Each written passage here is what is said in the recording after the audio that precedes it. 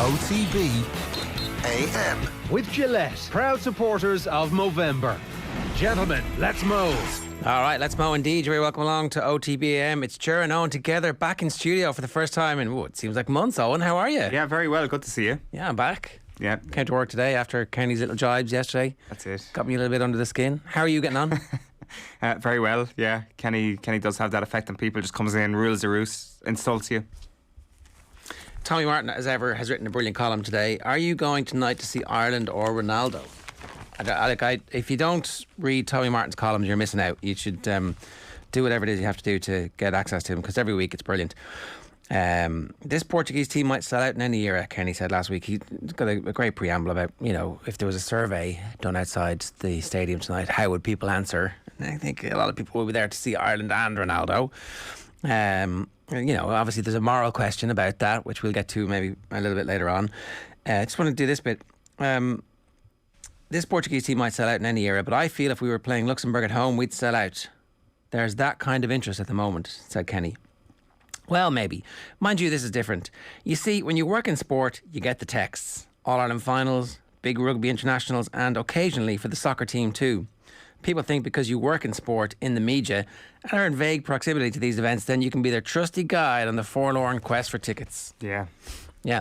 Me and Eoin have a very good relationship, right? Sometimes we even talk to each other out of the office, but the only correspondence I've had from him in the last 3 weeks is literally yesterday, anything going for tomorrow night underlined, and then that Underlined? that emoji with the... Yeah, I don't like asking for tickets. Is that what that emoji means? It's like, I'm slightly uncomfortable doing this, but I'm doing it anyway. It's the teeth clenched. The teeth clenched, that is it, yeah. It's because I think I asked you for tickets for the 2019 All-Ireland final, the drawn game as well. But other than that, I think this is only the second time I've done it. Did I come through with tickets for that? No, but I managed to... 100% record. managed to sort myself out eventually. You see, this is the interesting thing that people don't know. We may as well pull back the curtain a little bit on this further. Like, Tommy's absolutely bang on the money there, where I've received texts and I've kind of passed them on to you, but just to clarify, that is for me, the ticket I was asking for.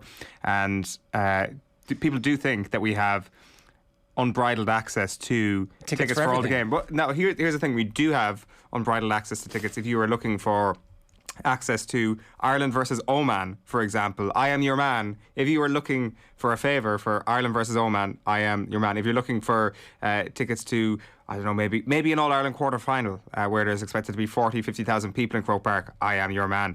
If you are looking for Ronaldo coming to Dublin to play the Republic of Ireland in a game that could sell out twice in the Aviva Stadium, I am not your man. I am not important enough, not rich enough, and I don't clearly have enough good contacts to be able to sort you out. So that is the life of a sports journalist. We're very fortunate in what we do get, but the luck is be very careful. Next year when the All-Ireland quarter-finals roll around, everybody's going to be beating the door to your pad going, I presume they're free, Eoin. Well, there's a service fee. Oh, sorry, we're not allowed to talk about ticket touting anymore, are we? It's illegal. Noel Rock better not be watching. Well, no tickets for tonight, but tickets for Saturday, Ireland against the All Blacks. We do have 2 tickets to give away today, but you've got to be watching the show live this morning. Aldi, official fresh food partner of the RFU. You can pick up the Irish Rugby home cookbook in aid of Bernardo's in Aldi today.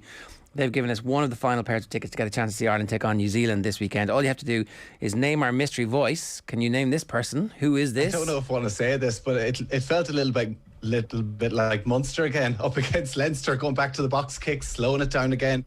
One last time, who is this winger turned TV presenter with not 10 siblings? I don't know if I want to say this, but it felt a little bit like Munster again, up against Leinster, going back to the box kicks, slowing it down again. That's all thanks to our friends at Aldi, official fresh food partner of the RFU, and we do really recommend the Irish Rugby home cookbook in aid of Bernardo's that is out now. Can I be straight up here? I sent the same text to Adrian yesterday, and he was a little bit more giving with the information. He was like, no, nothing for tomorrow night, but I did get sorted for Saturday. So my reply was obviously, any tickets for Saturday? And got shot down again. So no, that's David Brent. Everybody's getting fired except me. I'm getting promoted. What? No, I've no tickets for tomorrow night. But I got sorted for Saturday. Is that it? Yeah. Okay, right. Good man, Adrian. Well, no, that was supposed to be like. I'm sorry if he's watching this morning. That was supposed to be a self-deprecating story where I'm kind of there's a stench of desperation about me. That was not supposed to be a reflection on Adrian whatsoever. But I mean, the truth will out. The stench of desperation is obviously obvious. There's no need for you to point it out, I guess. We need you to tweet in your answer for the Aldi competition to @OffTheBallAM. Use the hashtag OTBAM, or of course you can leave a comment in the YouTube stream as well. Anywhere where you're watching live this morning, the competition is over at 9:30 this morning, and if you do want to get involved, then that's your best way to do it. And to go to Ireland, New Zealand, we're going to be talking about that a little bit later on with Gregor Paul. Here's what's coming up. He's coming up in about 10 minutes time. Simon Cox is going to join us for the first time at 8:10 to preview Ireland against Portugal. We're running through the sports pages at 8:30. And we'll talk about the big story in Irish racing as well. Rebecca Clancy is going to join us to talk to us about Formula 1 at 8:45. Phil Egan is going to join us at 9:10. And we'll play you some highlights from Gordon Darcy and Andy Dunn. Gordon Darcy on fire last night talking about the women's situation and the scenario that the IRFU have managed to walk themselves into with regard to the women's game. A reminder, OTB AM brought to you by Gillette. Good morning. Start with Gillette. Put your best face forward with their new and improved razors. It is 7:36 this morning. Who do you want to start for Ireland tonight? There's some talk in the papers, and I brought this up yesterday with Nathan. And he was like, "Oh no, he's going to start his strongest team." He's not. It looks like there's a strong shout. Seamus Coleman won't start this game. He wasn't doing press, which obviously was a big hoo-ha was made about that the last time. And Kenny hinted at the fact that he's concerned about the hamstring issue, and so he's going to keep him for the Luxembourg game.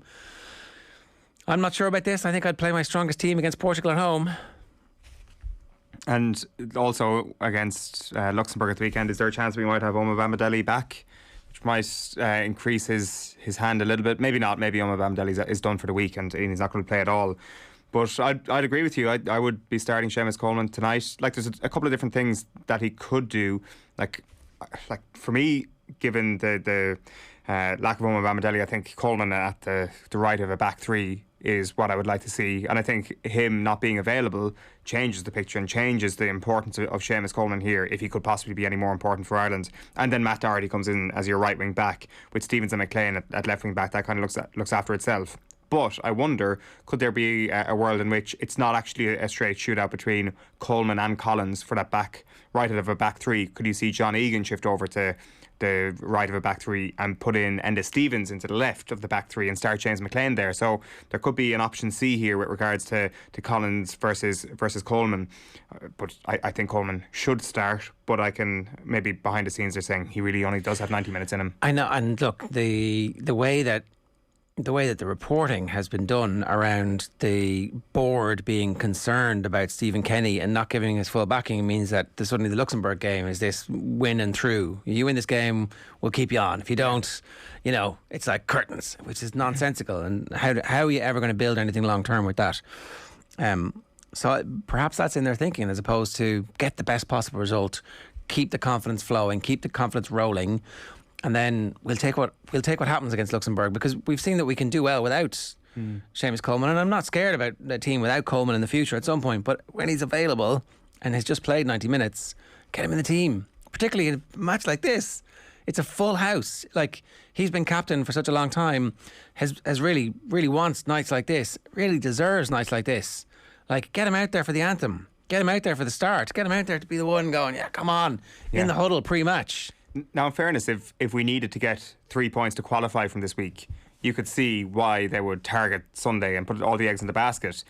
But it is a dead rubber, essentially, when it comes to qualification. So what are you going to do? Are you going to pick the home game in front of a full house, or the away game, even though it's going to be against an opposition that you've got a better chance of beating? Like, I think that home game has a great opportunity for this to be a night that leaves a little bit of a legacy around the team. Even if it's only a draw, people will kind of remember tonight as long as they don't get beaten. And I think that, as I made the point earlier, Kenny does believe that the fans are behind the team. I would agree with that. But the fans want to see their best players. Like, they're shelling out a lot of money tonight. They want to see our captain, our leader, who, does have this symbiotic relationship with the fans. And if it gets to a 2-0 or a 3-0 situation, you want somebody on the pitch like him going, okay, calm down. We're gonna come through this no matter what happens. And if he's not there, it's like, I don't know. I think you're just leaving out a little bit of hostage to fortune if things don't go well in leaving him out, and I wouldn't do it. No, like the thing is, Collins is obviously part of this generation of Irish footballers that we're really excited about, and that there's going to be a time when there's that comfort, and like maybe if you flip this a little bit, where say Darragh O'Shea is fully fit and he's the one who gets the knock this week, would we be as cautious as throwing Omar Bamadelli into the mix this week because we haven't seen him play for Ireland? Maybe we would be, but it's only when he came on against Portugal that night we're like, wow, okay, there actually isn't that much of a drop off whatsoever.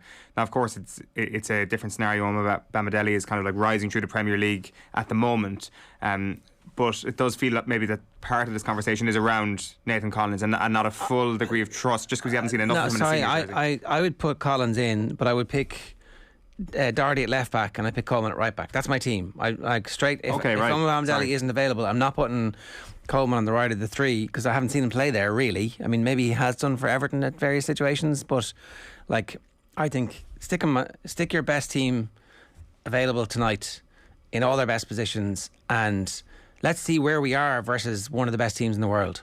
Because imagine the confidence that comes from a really good performance with everybody going, actually, you know what, that's what we can do.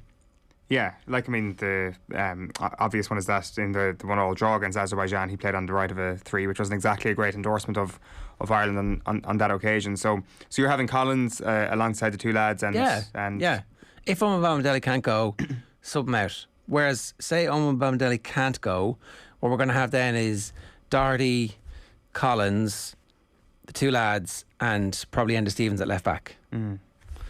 Yeah, I mean, it's fine. It is fine. I get that it's fine, but I'd rather be good. And I think that there's a possibility that I just think every game that you play with the two best wing backs we have playing, everybody goes, oh, we could have played with these two the whole time. Oh, you're a better manager than the previous guy. Oh, you need a new contract. That's a little Pavlovian response I have when I see Doherty and Coleman on the same team. It's like, oh no, they had those 45 minutes in Gibraltar when it was really windy and we played really bad, and that was the end of the experiment. Well done, Mick.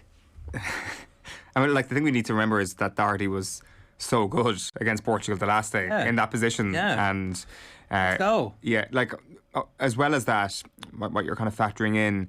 Now, maybe I'm not kind of sure how to analyse this, like, because you're getting into an area here where maybe you're comparing Doherty's defensive capabilities and Nathan Collins' defensive capabilities. But would you rather have Collins and Coleman on the right of your defence going up against João Cancelo and whoever's on the left? Could be Jota, maybe, could be João Felix. We don't know tonight. Or would you rather have Coleman and Doherty? You might lean towards Collins and Coleman on that occasion, and just let Doherty stay on the left and do his thing, and get forward a bit more. Like, I mean, the thing is, does James McLean warrant inclusion given his recent form for club and country? There's a possibility. You just have to shoehorn him in, like it does. Well, he might be the third man in the front three that he offers defensive cover in a way. So it looks like we know the central midfielders, right? We think that Josh Cullen's going to start, and we think Jeff Hendrick's going to start, and then we know Callum Robinson's going to start if he's fit, and then after that there's a bit of debate, right? So who does he go for? I think there's a strong chance that Alan Brown is in, because he loves Alan Brown and he didn't have him available for the last game. And does he put McLean in there, like in the Alan Brown role / Jamie McGrath role? Or exactly, so, and Jamie McGrath is carrying a hip injury, missed the last game for Samirim, came back, so I don't know. And look, I mean, Jason Knight's obviously another opportunity as well. So, I think that it's one spot up for grabs. I think you've obviously got Cullen and Hendrick, and you've got Robinson bankers, and I think Adamida is given his performance against Portugal last time and the possession stats that Ireland are expected to have tonight. I think he's a banker as well. So it's one spot, but it's probably going to be on the right. Like, Robinson's probably going to lean more towards the left. So I think that rules James McLean out of there. So I think McGrath kind of leads the way there. The injury does change things a little bit, and Alan Brown's a good shout. When we go through these windows, we often forget about people that have had previous success under a manager. Like, I think that all things being equal, and there was no fitness worries or previous knocks picked up, I think McGrath starts, but it does make you think twice about the team he'll pick tonight. All right. A reminder, of course, that OTB AM is live in association with Gillette, proud supporters of Movember. Gentlemen, it's your moment. Now, if you want to get in touch with us, 0879 180 180 is the WhatsApp number. Or, of course, you can always leave a comment on the YouTube stream. Big game tonight, obviously. Full house at the Aviva. There's going to be a full house on Saturday afternoon when the All Blacks roll into town as well. And to set the table for us, I'm delighted to say we've got Gregor Paul with us. Good morning to you, Gregor. How are you getting on? I'm good. How are you? Yeah, good. You've written recently about this being an important rivalry for New Zealand. I don't know if you're conversant with the art of Yera, which is what Kerry people do when they come and they're playing a big game and they talk up the opposition and then they flounce in and beat the hell out of whoever they're playing against. It feels a little bit like we're being Yera'd by the good people of New Zealand. No, look, I don't think so. I know why you're thinking that, but look at the results. Look at the last handful. I mean, forget the World Cup game, which has proven to be a wee bit of an anomaly, and then think back to the nature of the last 4 or 5 tests between these two, and what's 2 each, and certainly the game in 2013 was Ireland's all the way, wasn't it? And New Zealand pulled off this amazing late escape. So. Now, look, that rivalry is rare. I wouldn't want you to think I was being tongue-in-cheek with that at all, or a wee bit facetious. I wasn't at all. I think everyone here has got a huge amount of respect for Ireland because they have to. They've won 2 of the last 3 Test matches, and it could be another one this weekend. Is it a fierce rivalry only when New Zealand come up here at the end of a long season? Well, I guess we could find that out a wee bit next year, won't we? Because Ireland will be down here for 3. It certainly feels like it's easier to play the All Blacks on your home patch, isn't it? It's not easy to come down here in July after a long season in Europe and take the All Blacks on in July. So definitely feels like Aviva has become a pretty tough destination for the All Blacks on that November trip. And I've been covering them for long enough to know that probably wasn't true, 10 years ago. New Zealand would go to Dublin and it was pretty much locked in that would be a fairly regulation 10-point, 12-point, 20-point win, whatever it was going to be. But in the last 10 years, I think going to Dublin, certainly since 2013 and that amazing game that we saw, the nature of tests that the All Blacks have played there is completely different. And it's, like I've written today, it's not published yet, but I've written today, going to Aviva is up there for the All Blacks now, going to Ellis Park, going to Twickenham, going to Suncorp and Brisbane. It's a tough place for them to get a result now. Well, it is genuinely good to hear and interesting to hear that perspective. Why do you think it has happened? What is it about the challenge that Ireland posed to the All Blacks that has actually caused them difficulties in Dublin? Well, there's probably 2 things have coincided. Ireland have built a kind of, and I'm talking to guys that know Irish rugby an awful lot better than I do, so apologies if I'm speaking on Ireland's behalf. But from the type of rugby I've seen Ireland play, it tends to be lower risk, very good kicking game, good contestable kicks. They challenge for the ball well. They don't take a lot of risks in their own territory, don't necessarily play a lot of rugby, but strong at set piece, very good over the ball, very good at the tackle ball, and use possession when you think it's on. So there's not a lot of risk, but you do take some when you've created that opportunity. And that template, and particularly the Irish defence as well, with Andy Farrell's blueprint all over it, and even before he was there, I think Ireland were executing a really clever outside-in defensive game. That style of football has almost become kryptonite for the All Blacks. They've struggled against it. South Africa are really, really good at doing it. England are good at doing it, and it's proven to be the case that if you play that really aggressive rush defence against the All Blacks, if you kick a lot of your possession away, as long as you kick well, because as Wales found out a couple of weeks ago, if you don't kick well, you're toast because these guys catch and disappear and it's all over. But if you kick well, rush them on defence, get in Beauden Barrett's face, stop them from being able to play at the pace with the width that they want. They've become exceptionally vulnerable to that.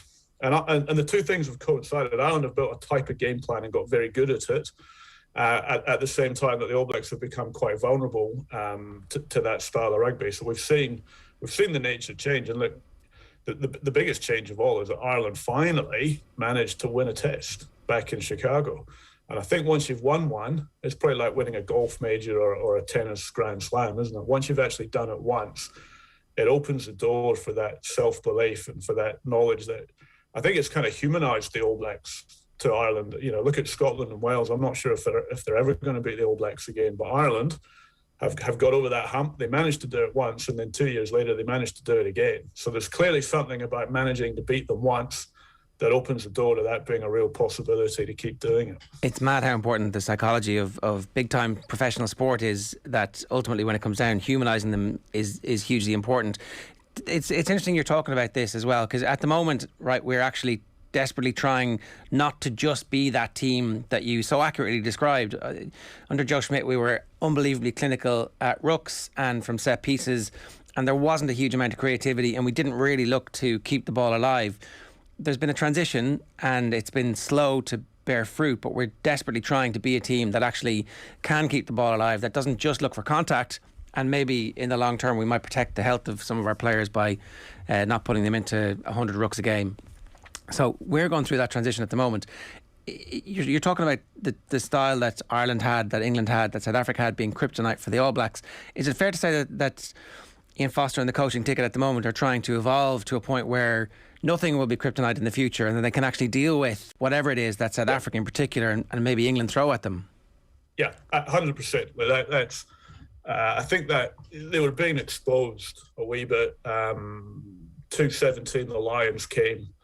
Andy Farrell's defence really got them in a bit of a tiz when the Lions came out.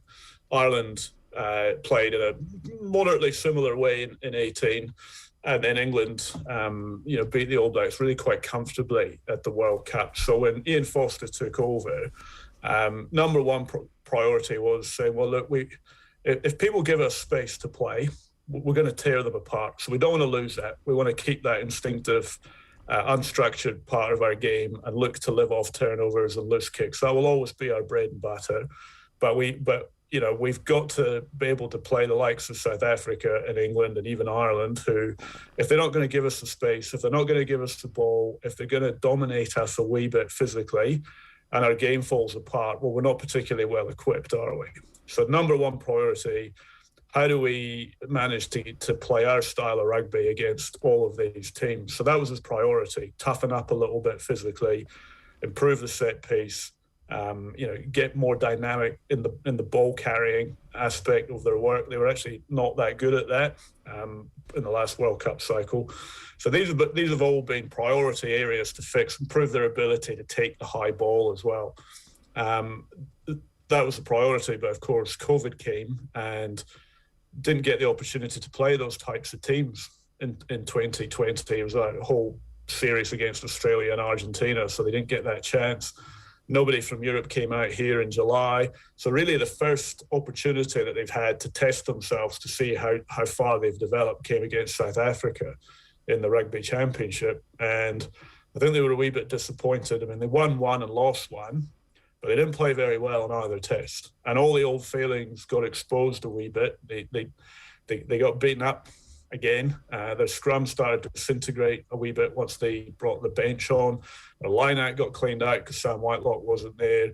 They were getting smashed around in the collision. They were being counter-rucked off the ball by South Africa. They couldn't catch a high kick other than Jordy Barrett managed to do that. So they were a wee bit, jeebers, we haven't really gone very far down the road here. Learned a hell of a lot playing South Africa. We saw some of that come out against Wales.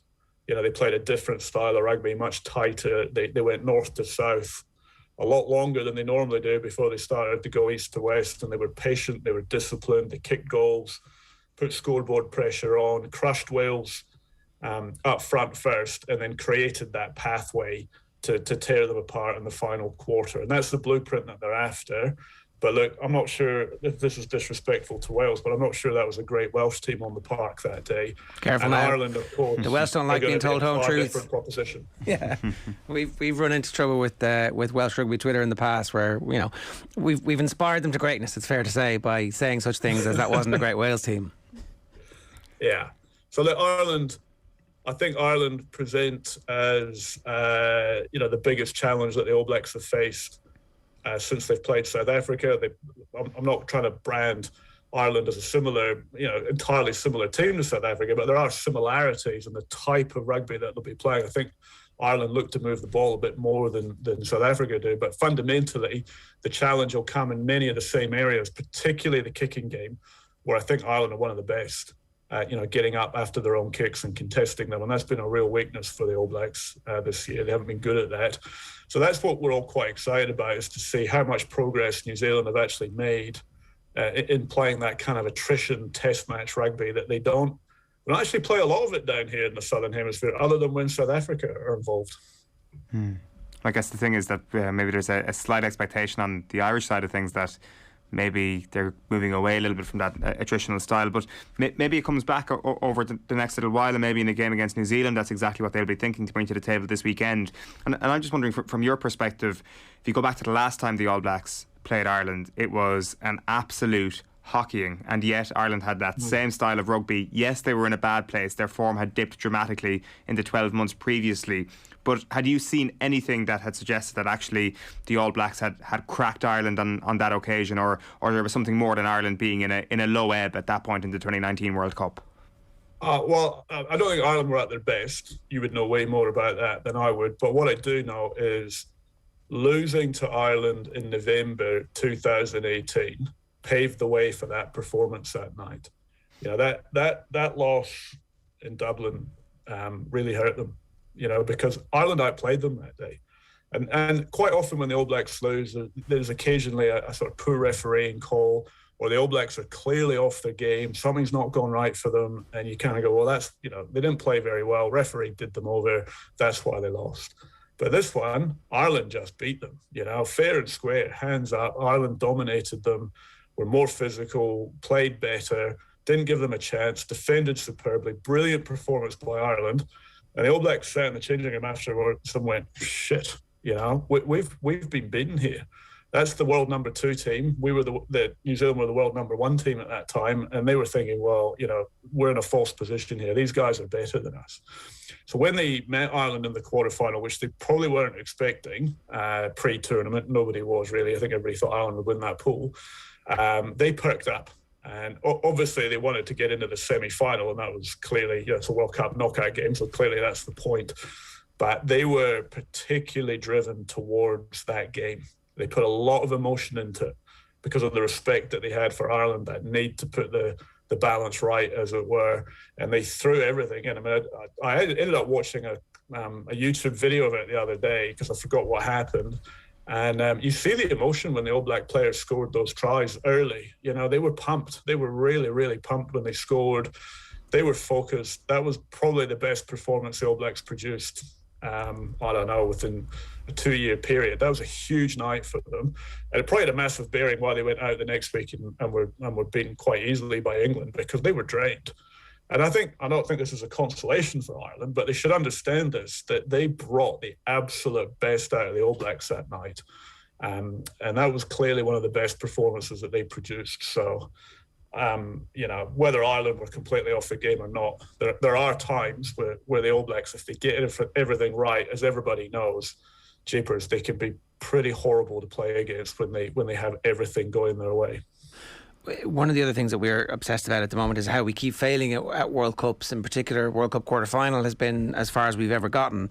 And there's a concern that we're constantly out of cycle, where we're brilliant 18 months, 2 years, a year out from a World Cup, and then generally, for whatever reason, there's just a crash as we arrive at the World Cup and go, oh no, everything's a disaster. It seems like at the moment, New Zealand are trying to fix whatever happened in the last World Cup, and that actually there's still quite a bit of experimentation going on in terms of personnel and game plan as we're talking about. So we shouldn't expect New Zealand to be all singing, all dancing at the weekend? No, you should do. And this is an important game for them. This will tip the balance of their season in terms of context, how we're going to end up viewing it. This is an important game for them to win. Big venue. They've got... They have a couple of younger guys in the team, but this is a largely experienced group. the one that they'll end up picking. So now they'll want to put a performance on the field. Will it be the complete performance? No. Have they reached a point where they've got nothing left to offer? Absolutely not. They've got quite a lot of growing to do. This team, they've still got a lot of areas where they're not brilliant. They've got a bit of inconsistency in the system as well. They fluctuate a wee bit. So they're on a mission here to build towards the World Cup. I don't know how far up that mountain I would say they are at the moment, but this game against Ireland will be a pretty good gauge of where they're at. Now, they won't expect to be right at the top, but they're beginning to get to the point where they're going to want to see a pretty strong performance, because they'll be picking their top team, and they want to see a lot out of those guys. And where they're probably building is in the kind of depth side of things. So they're trying to build a wider group of players this year, develop a wider range of guys, give them quite a bit of experience, and then next year, probably with COVID impact lessening, squad sizes will come down again. So they're going to have to work with a tighter group of players, and they're going to have to find out a few things before they get to that point of culling a few. And this week against Ireland and next week against France will be very important in who ends up making the cut for them next year. I just wanted to ask you a question about the South African teams. You talked earlier about how the style is important, and now that the clubs won't get the opportunity to go up against the South African style as often or ever, what impact do you think that's going to have in terms of the long-term ability to plan and think and test the players at club level to make sure that they're ready when they come up against South Africa at international level in the future? Yeah, look, good question. And look, that whole disbandment of Super Rugby, ultimately it became quite political, but really it was by necessity because borders were shut, so it couldn't carry on. So, and a lot of players here and media were quite concerned about that because while a lot of the South African players don't actually play Super Rugby, they're off playing in your part of the world or in Japan. It's still quite important for New Zealand, younger New Zealand players in particular, to get that exposure to that different type of rugby. They're big men. Don't want to generalise, but you've seen them. You've got them in your league. They tend to be really solid guys, and they have a different rhythm about how they play. They're really muscular. They run direct, hard lines at you. They kind of ask, "How tough are you? You're willing to tackle me head on?" Well, we'll find out. So that kind of confrontational style, they do kick a lot more possession. New Zealand Super Rugby teams and Australian Super Rugby teams barely kick. It's end-to-end running. And that's brilliant for their pass and catch. And that's why you see them, you'll see Australia do it every now and again. They'll just put together amazing passages of play. But they're also, again, like New Zealand, a wee bit vulnerable because they don't have that kick-catch, big crunchy head-on set piece scrum for penalty type attitude, kick for the corner, drive your line out ball. Doesn't happen here.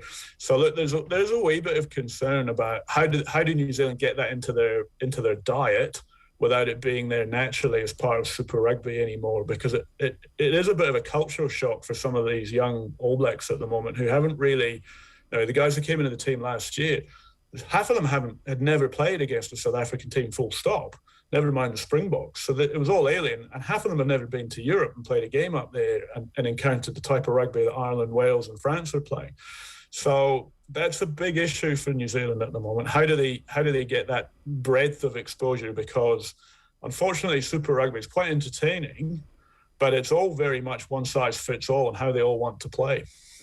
That's really interesting, and it's going to be very interesting to see what the impact is on the European teams that they play and whether or not it improves the standard here and makes us better at international level. So it's all up for grabs over the next couple of seasons.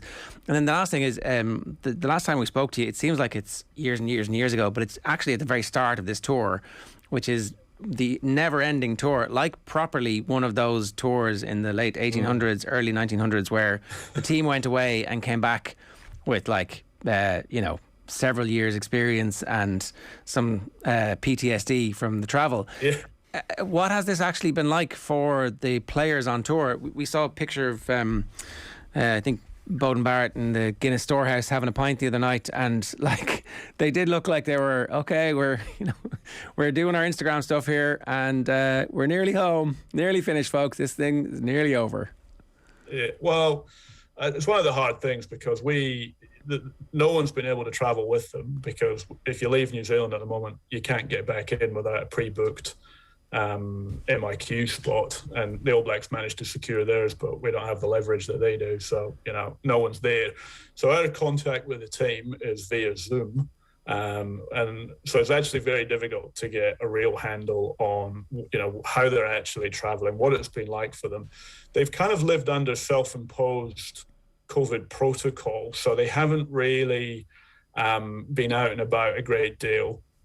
Certainly earlier in the tour, when they were in Australia, they were kind of very much hotel bound, because Australia actually had an outbreak in Queensland, so they were under regulation there. But since they've been in Europe, they've been really tight. If they go out on a bus, sightseeing on a bus, rather than sort of wandering around Dublin. I think they've managed to get out every now and again and have a coffee and a beer somewhere along the way, but it's not really been the old-fashioned.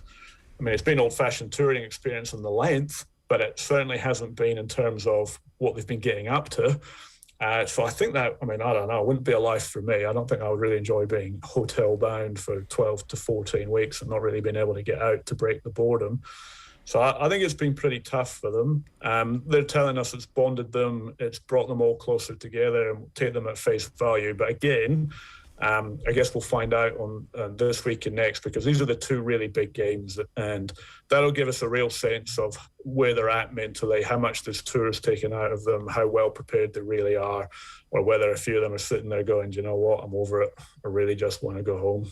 What's your prediction for what's going to happen? Tight game, clearly. I think the All Blacks have got a big performance brewing somewhere in this trip. If they don't get it out this week, they'll get it out next. But I think this is the one that they'll probably put a reasonable showing together. I don't think they'll win by much, but maybe 6 to 10 points, and that will probably come a wee bit later in the game before they ease out to any kind of comfort on the scoreboard. But I think it'll be pretty physical and titanic. And I wish I could be there. Looking forward to it. Sounds like a classic. Gregor, great to have you back with us. Thanks a million. Cheers. Thank you. Cheers. Gregor Paul, you can read his stuff in the New Zealand Herald, and we recommend you do. It's interesting to hear that perspective. It has been a very long tour, and it either makes you or breaks you, right? You could definitely end up getting very annoyed about your roommates and the snoring and the whatever they do. Oh yeah, I presume that they don't have. The line said that they had no roommates this time because of COVID and all that. Yeah. So maybe the All Blacks don't as well. They're just chilling out. They can put on whatever they want on Netflix. Doubles your cost. Doubles your cost. But you suspect that the All Blacks are doing okay commercially. Not that anybody's succeeding commercially at the moment or anything like that. But it is a hell of a tour. But I think that from their previous tours, I'm sure they're fairly fatigued when they come up here anyway. Like, it is at the end of a season, it is a multi-game series. Sometimes you got to go between the United States and between Europe, as we saw in 2016. So they're relatively used to it. Of course, it's a bit longer, a good bit longer on this occasion. But I think maybe we when Ireland beat them in the past, we kind of forget about the fact that they are on a long tour and they are in a weakened position, just like Ireland are in a weakened position when they go down to New Zealand or down to the Southern Hemisphere in the summer, and that's what makes any summer tour wins special. There is just a lack of advantage from the away team for a number of reasons, and maybe Ireland will take advantage of that on Saturday. Interesting to hear too that we provoked backlash in the World Cup. So plan is beat them now, lose the 3 tests next summer, and then beat them in the World Cup. That's the right course of action. Yeah, or just lose all the games and then beat them in the World Cup. You kind of need to get one victory against them somewhere along the way. Just to kind of put a little bit of doubt in their minds. But or do you win this one and win the first test and then lose the second and third tests? And then New Zealand are like, yeah, well, we got you. We won the test series. I think if Ireland managed to win one of those tests next summer, I think it would be a massive, massive moment, wouldn't it? That would be the biggest of all the wins against the All Blacks. Even if they won this weekend, and then winning in New Zealand would be that's huge. The holy grail. That it really is, and Ireland would probably be in a relatively weakened state. But you kind of forget about that next summer. That is a massive moment to suggest where the lifespan of this Ireland team is. The one caveat is that it's 12 months out from the World Cup, and judging Ireland 12 months out from the World Cup, not a sensible exercise.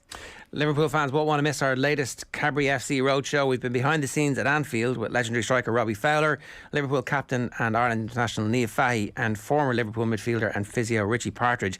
It's all thanks to Cadbury FC and their club partnerships, granting you behind the scenes access at the Premier League's biggest clubs The full Fowler and Fahy interviews are available now, and you'll get a taste of our chat with Ruth Fahy in this quick break. We'll be back with Simon Cox talking Ireland-Portugal next.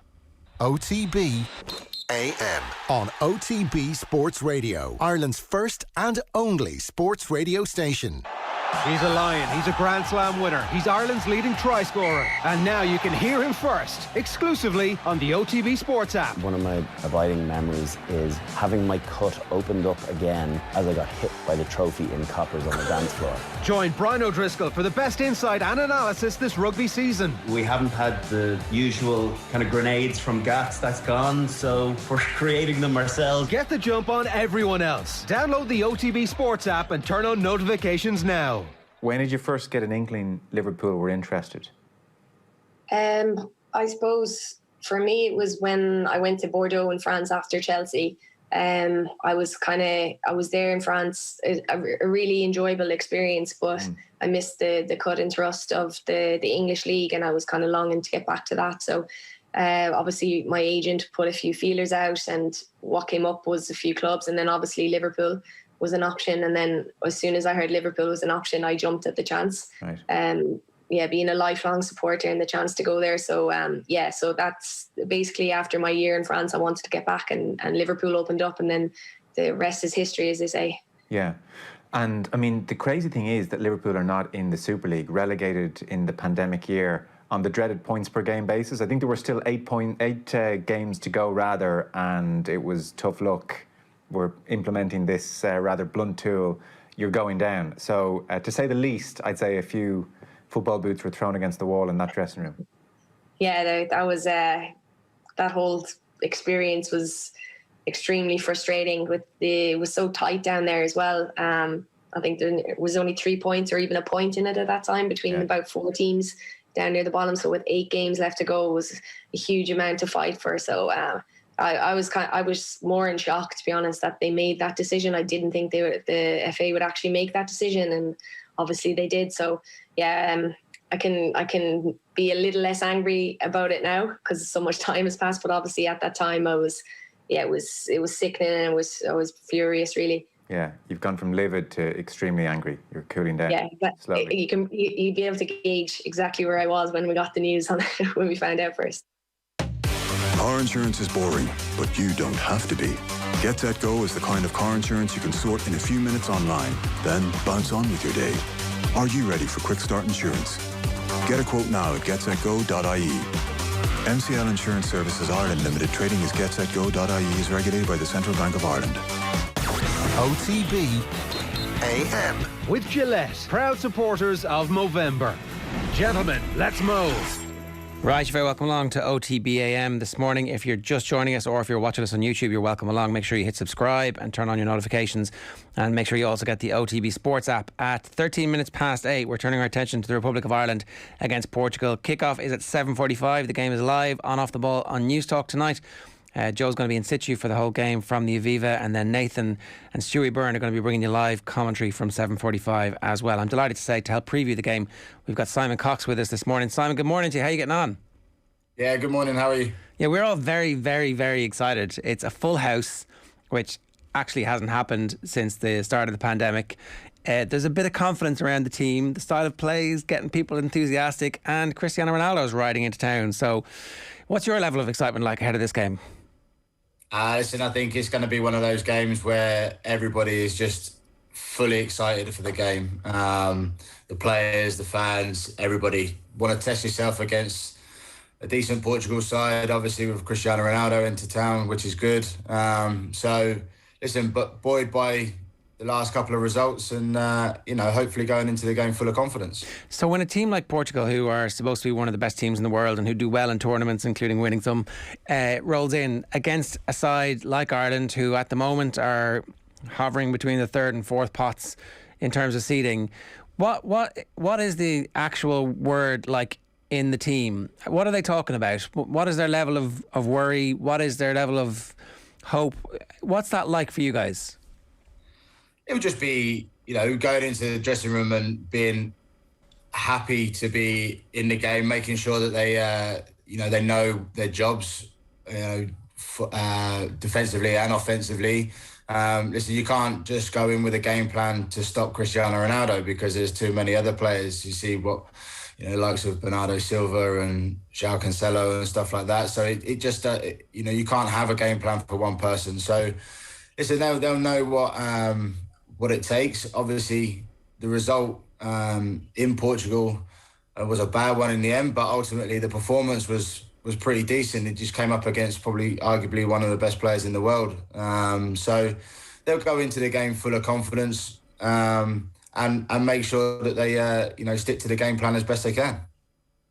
And there's a bit of debate at the moment, right? So we know more than likely we're going to play three at the back, but Andrew Omobamidele has an Achilles injury, didn't train yesterday, hasn't been ruled out officially, but the word is that he's unlikely to play.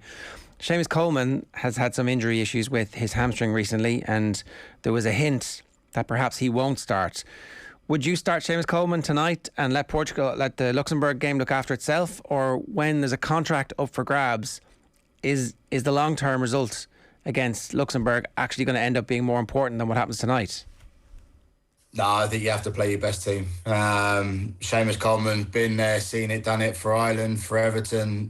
Big games. He's a big game player. Somebody who, in the dressing room, will be fired up and will fire the boys up. I would imagine he has to play. What is Seamus Coleman like in the dressing room before a game of this magnitude?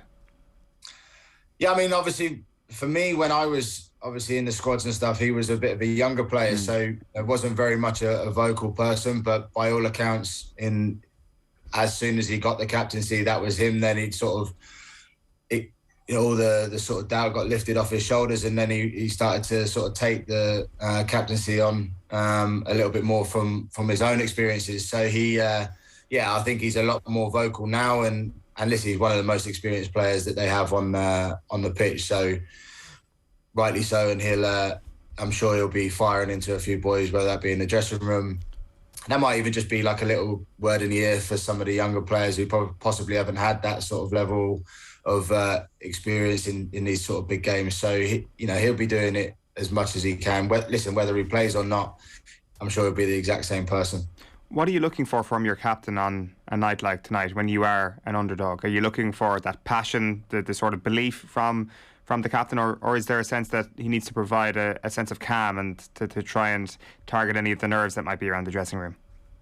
Me personally, I want him to make me believe that we can do it. And that's something that I've been lucky to have at some of the clubs, and obviously even with Ireland with Robbie. Always made me believe that we were the better team. Always made me believe that we were capable of winning the game. So I'm sure Seamus will be going around to the likes of even big Shane Duffy at the back. These people have got big characters, so it's easy for them to go around and say, we believe what we're doing. You just have to make everybody else believe it. How much of a lift does that give you? Like, even not so much with the captain, but even from the manager and what the manager says publicly, the idea that they can, sit in front of the media and say, you know what, we believe that this Ireland team is good enough. Because sometimes in the past we've seen Ireland managers maybe put their hands up a little bit too easily and say that this group of players aren't as good as their opponents. How much of a lift would it give you from your experience and this bunch of players from the manager or from the captain speaking publicly and talking up this team? As long as the game plan is correct, as long as you're not sort of saying one thing in the media and one thing to the players, you have to sort of be very consistent across the board. But ultimately, if Stephen Kenny and his coaching staff, their game plan and they believe in their game plan and they make the players believe, then ultimately the players will definitely buy into it. You've seen over the course of Stephen Kenny's tenure that the style of football's changed. Even like changing of the players has changed, and it's now about progressing that on. And listen, whatever the result is tonight isn't going to be seen that Stephen Kenny is a failure or he's the right man for the job. But ultimately, it's what they've been doing throughout this last sort of 17, 18 games under his tenure that we'll just keep going, and hopefully that they they can get a decent result tonight, and we can move on to the Luxembourg game. It's going to be interesting tonight, Simon, to see what attack he lines up with, because in the first game in Faro, Adamida was incredible, and there's a real expectation, of course, that he's going to start again tonight. What have you made of his performances in the green shirt of Ireland, and also maybe how that is impacted by just not getting a crack in the Premier League so far this season, anyway? Yeah, listen, I think he's a very good player. I think he's got something to offer that we don't really have at the minute, and he's very unselfish. He does all the horrible stuff. He does the sort of holding the ball up. He does the running in the channels. He does the harrying of the defenders, which then allows the likes of Callum Robinson to sort of get into the game and into better positions to score goals. So, listen, I think in that Portugal game away, I thought he was outstanding without getting any reward for what he did. Yes, if you're being ultra critical, you'd want him to score more goals, but listen, first and foremost for him, he's more about the team and making sure that he does a good job for the team. What sort of partnerships do you think could develop for Ireland then in those attacking positions over the next little while? Yeah, well, obviously, if you can have Adam and Callum sort of firing, then they're obviously a really good partnership because I think if you looked at the Qatar game, a lot of Callum's goals or a lot of his dangerous positions, they came in from the left. So it looks like it would be sort of Adam as the focal point and Callum off of the left, whether you play a 3 or whether you play Callum in behind Adam. So ultimately, the more they play together, the better they'll be. So, I'm hoping that if they do play together tonight, we can see a little bit more of that than what we saw the last campaign. Because there's also a possibility that what we end up with is Callum Robinson as kind of a false 9 and 2 very hard-working runners, maybe Knight and Brown, maybe McGrath, and I mean, there's a possibility James McLean ends up there. So it kind of is all on the table.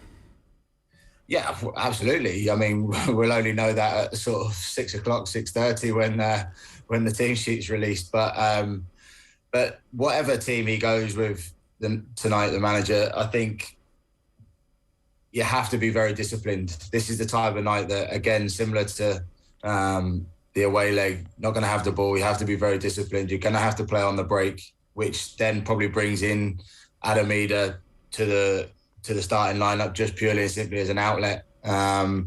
Someone who can run the channels, possibly try and win free kicks, somebody to, whether it be a throw-in to, relieve pressure and then bring other players into play. So, whatever if it is 5 across the middle, if it is 5 at the back, whatever it is, they have to have that game plan. They have to have that structure in place to be able to withstand a lot of pressure that's going to come their way. Are you seeing that structure evolve over the last number of games? Because there's been a lot of criticism of the style of play from some of your former teammates and from some of the lads who played before you for Ireland that we were trying to play too much football too soon. What's your view on that whole process and where we're going?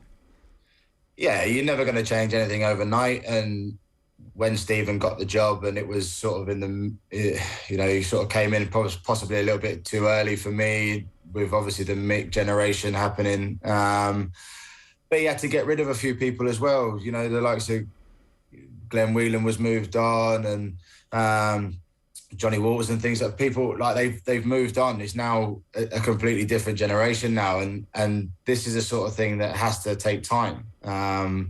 So listen, I've been critical as well of not winning a game in however many it was at the start.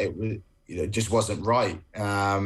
But slowly and surely started to see a little bit more of what he wanted and what he was trying to implement into the players. But I mean, for me, I don't think you can take the last sort of 2 or 3 games since the Portugal game. Playing teams like Qatar, I think you should comfortably beat them. So it's just one of those. Hopefully that we can continue on that road of winning games, but you can see the progression that Stephen Kenny and his team have obviously done, because results have actually changed. So this is a big test tonight, but like you guys said before, I think the Luxembourg game is probably the most important game. The point about the style of play evolving, Kenny wants the style to evolve because he believes that that's the best chance of giving us success into the future. That the way the game is played now, you actually need to be able to play some football and control a little bit of possession at various stages, which is a little bit different from how we would have played under Martin O'Neill and even under Trapattoni as well. Do you agree with that? That actually the game now can't just be played the same way it was in the early noughties and under Martin O'Neill, that actually we do need to change? Yeah, as well as the players are used to that at club level. So the worst thing for them would be to go to their team, you know, most of the year and play some nice stuff, play out from the back and get into positions, and then come away with a national team and play something completely different, whether it be kick it long or whatever. So I think Steve has got it right in terms of we're going to try and create what you do at club level into international level. And you're right in saying that majority of teams nowadays, they play out. It's being very, very well coached, and that's obviously something that he believes in. There's nothing worse than being put on a pitch and sort of everyone going, you know, what are we doing here really? We trying to play. You got a little bit of indecisiveness where some are trying to play, some are trying to kick it long, some are trying to run, some are trying to, do whatever. So I think he's got it. I think at the minute he's got it right with trying to pass the ball, and as long as it's not overplaying, then I'm all for it. The various players of your generation are starting to come through as managers. Duffer's taking a job with Shelbourne in the League of Ireland. Robbie Keane obviously is definitely interested in a career in management. Was Robbie always managerial material? Is that something that you would have anticipated him going into? I think it's definitely something that he would have added value to, whether that be as a manager or whether that be as an assistant or whatever. I think when somebody like Robbie Keane's telling you something, you absolutely listen. So, I can see him being a manager. It's just whether he, at what level and how successful he will be. I'm sure he will be if given the chance. Coaching seems to be in your future as well, Simon. Is that right? Yeah, absolutely. Trying to get on that managerial merry-go-round as it is at the minute. How's that going? Yeah, listen, it's tough. I've done all my badges apart from the pro license. So I've done my UEFA B and A. It's just about applying for jobs and getting into the contacts and that I've amassed over the years, and just trying to help wherever I can. It's, I don't necessarily want to be a manager right now. I want to go and learn somewhere and hope that I can add value to a club or to a team in whichever way that is. So it's just a time thing, I think, at the minute. It's a really interesting period to be going into management, because Damien Duff last week was saying that if you take your first job and it doesn't go well for you, you're kind of tired of that label for the rest of your life or for the rest of your career, or it's certainly harder to get back on the horse again. Is that kind of why you're thinking of maybe going into an assistant's role or learning a little bit for a little bit longer, because you know how important that first job is? Yeah, but I think if somebody offered you the first job, I don't think you'd turn it down. I think sometimes you learning on the job is probably your best education. So if somebody came to me tomorrow and said, look, you got the manager's job of X club, I definitely wouldn't turn it down. You'd have to then quickly assemble backroom staff that you trust and try and do your best you can. Ultimately, I think you get a little bit of a reprieve from taking the first one if it doesn't go well, because people will look at it and go, it was his first job, and whether it went, if it went poorly, then you could turn around and go, didn't have the experience, or so didn't probably have the right backroom staff or whatever, or the players. So listen, taking the first job is something that hopefully will come soon. But for Duffer, I think that's a great job for him. He has that stature, being able to walk in the dressing room, demand respect straight away, and good luck to him. One point you made earlier about the players at club level playing football out from the back and spending time on the ball, and then, you know, it wouldn't be great for them to go and then play for the national side where it's kick it long or whatever. There was a bit of that for you in your career, right? You would have played with footballing teams and then come to play for Ireland, and Trapattoni liked to get the ball from back to front pretty quick.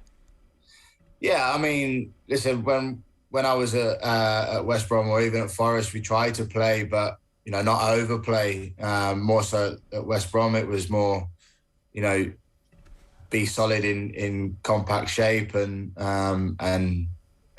be in positions to receive the ball and just be hard working. And then all of a sudden, because I guess it was because of the sort of lack of English that Giovanni and Marco could converse, it wasn't really the sort of type of football that you would expect.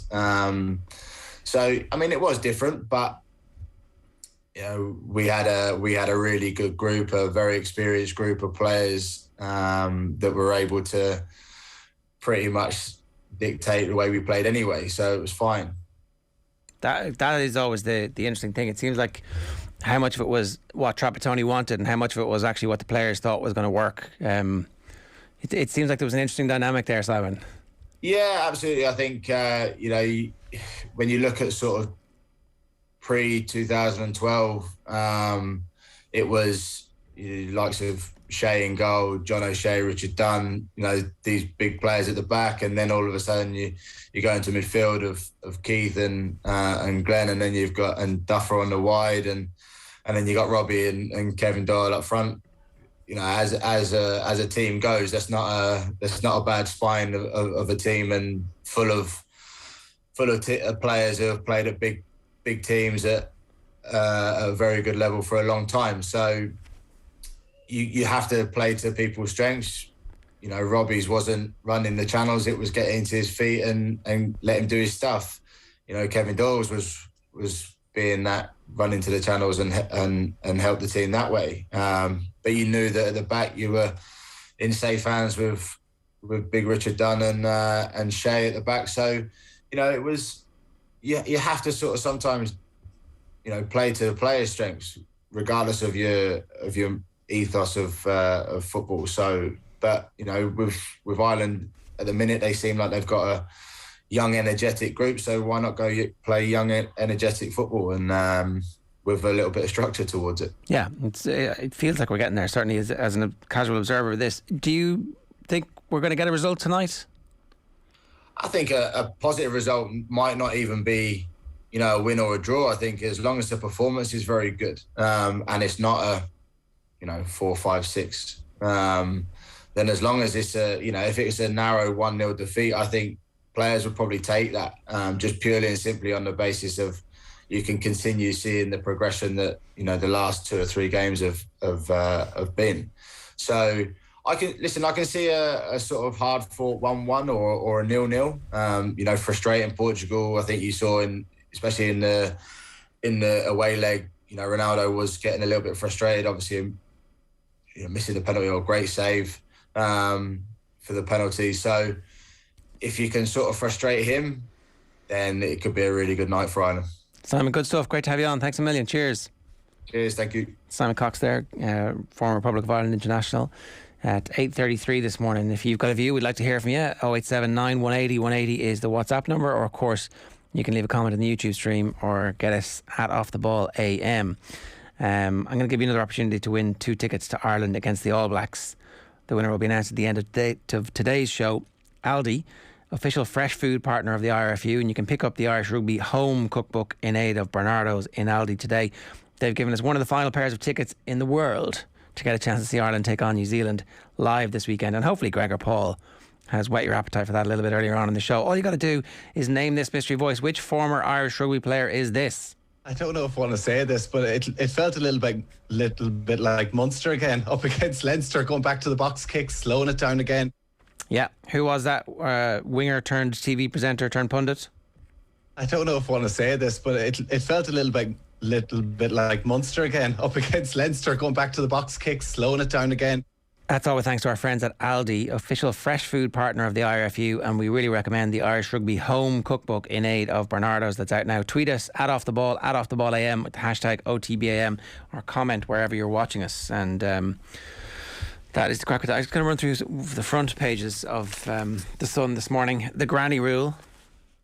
Tony puts him under pressure. Who's the Tony? Who is it? What Tony is the most famous Tony? Not Tony McGregor anymore. No, well, if that's what you say. I mean, Tony McGregor is always going to be the most famous Tony. It's Tony Houlihan. And the granny rule is don't visit your granny if you go to the game tonight. So, footy fans heading to tonight's showdown with Portugal have been told not to visit their gran after. Can your granny go to the game?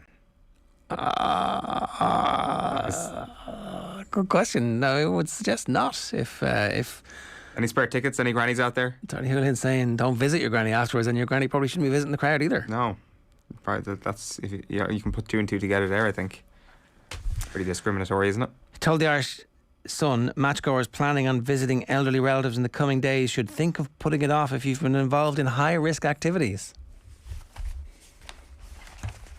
Such as going to tonight's football game. Match and sniff.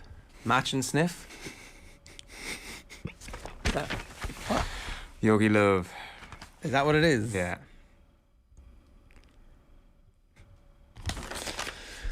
I mean, it's an interesting headline from The Sun this morning. Page 3 has got headed to new heights. Whoa. Cam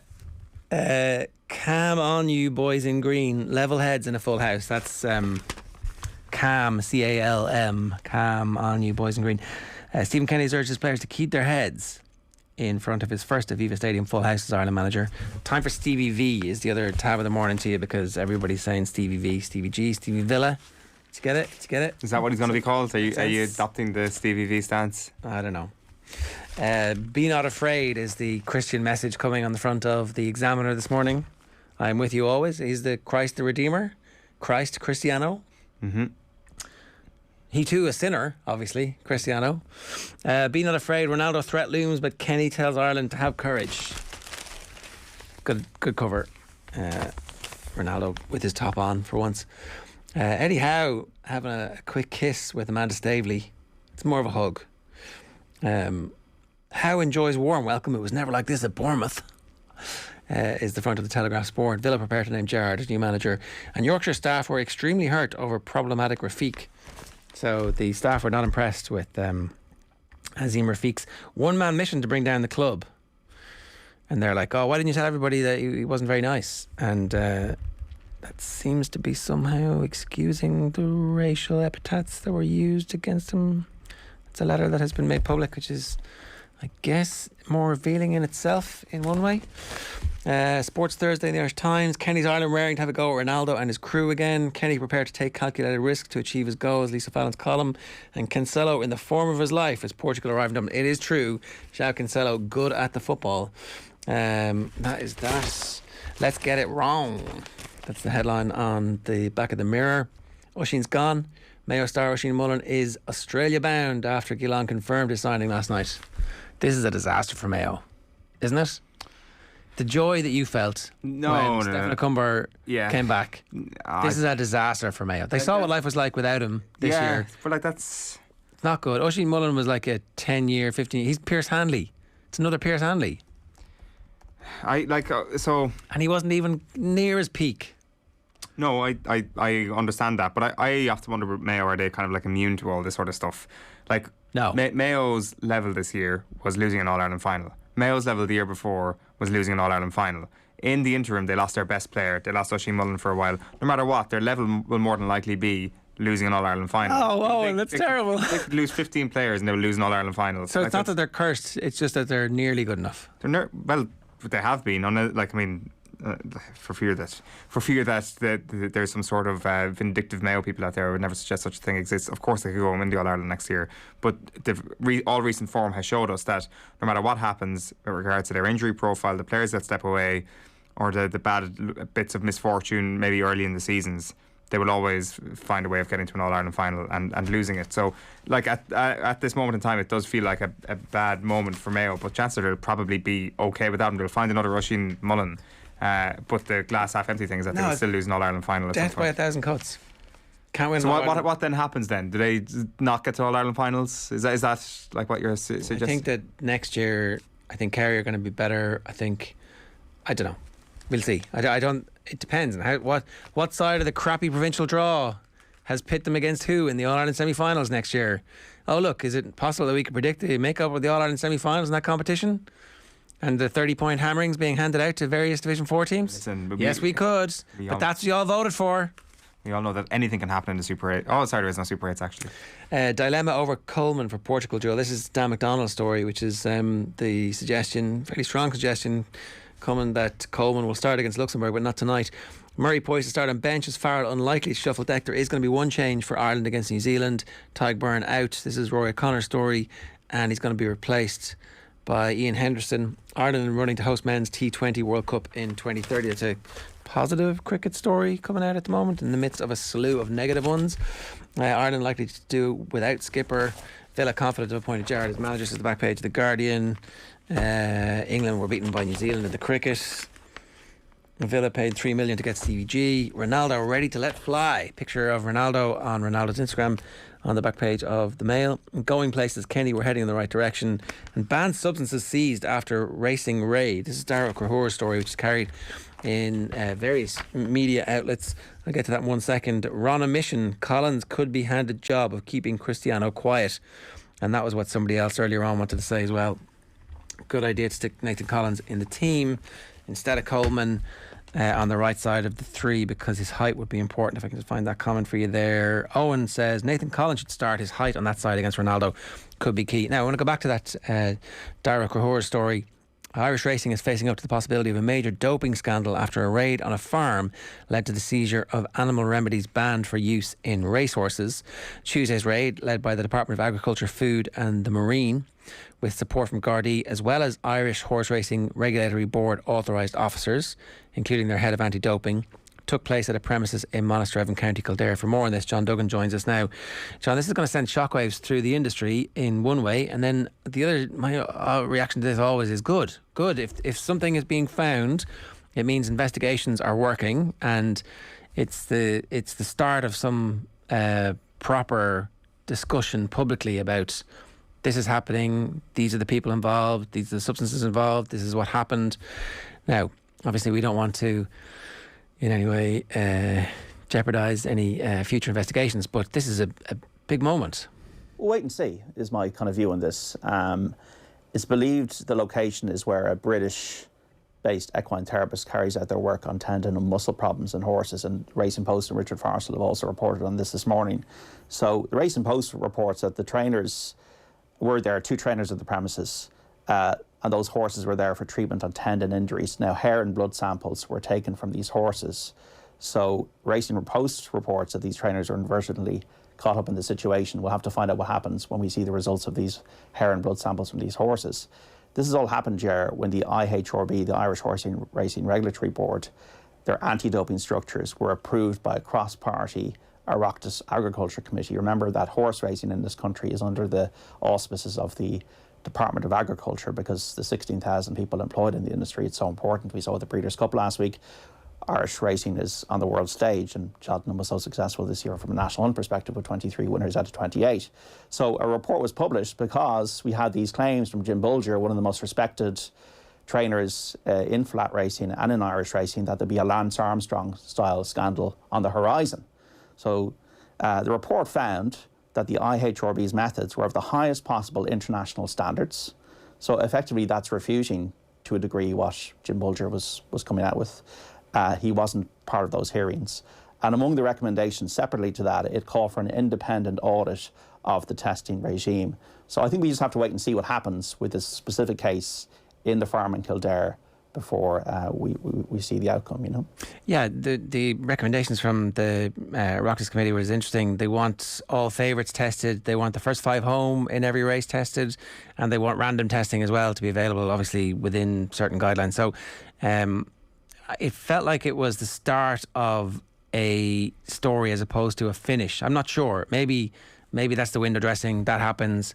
It fades from public view for a while and then nothing happens. But a raid like this reminds everybody that actually, oh yeah, there were just hearings in front of a joint Oireachtas committee and there were recommendations from that. So it will certainly lead to the IHRB having to come out and have conversations about this and explain in their reasoned review what the findings are from this whenever the hearing happens. Well, prevention is better than cure, and if there are raids going on and on the same week of this report coming out that there's a raid with the Gardaí involved, anybody who might be considering activity that's across the line might want to think again, and you'd hope that then this would be ramped up and that would be the case, because Irish racing can't afford what's happening in America right now, where you've had over 20 trainers and vets got caught in doping issues, even controversy around the Breeders' Cup at times.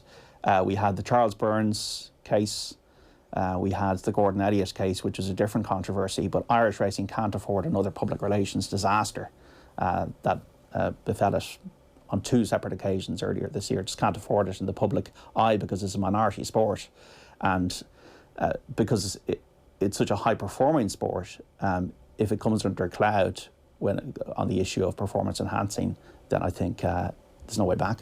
Okay, again, just to reiterate the stuff from Darragh O'Horan, this is in the Mail, but it's also in a couple of the other papers today. On Tuesday the 9th of November, authorised officers acting on behalf of the Department of Agriculture, Food and the Marine carried out an enforcement operation supported by Gardaí attached to the Kildare-Laois Drug Unit and officers from the IHRB. The department-led operation involves searches and seizure of products as part of an ongoing investigation into equine doping. As this is an ongoing investigation, it would not be appropriate to make any further comment at this time. If these things have been seized, then there will have to be a hearing, and you would assume that the IHRB will have a separate hearing from the department. So there should be at least some public element to this, where we find out who the trainers were, we find out who the therapist is, yeah. And all that kind of stuff. And then they come out and they say, well, we do this, this and this, and these are the treatments we're using. And at that point then, judgments are made officially by the horse racing authorities. That would seem to be the course of action.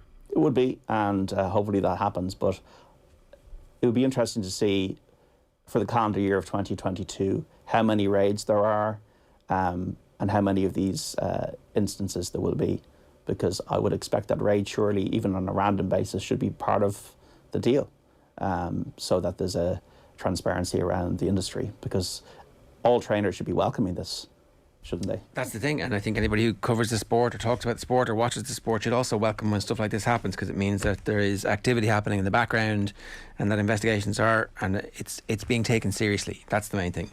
Yeah, and that you've gone through all the processes in minute detail so that there's no sense of a lax environment. Yeah, exactly. John, good stuff. Thanks a million for explaining all that to us this morning. It's John Duggan. Of course, you can read his Virtual Insanity now on the OTB Sports app and on otbsports.com. It's 8:47. If you're a Villa fan, are you excited about Stevie G? If you're an Ireland fan, what do you think is going to happen tonight? Give us your predictions.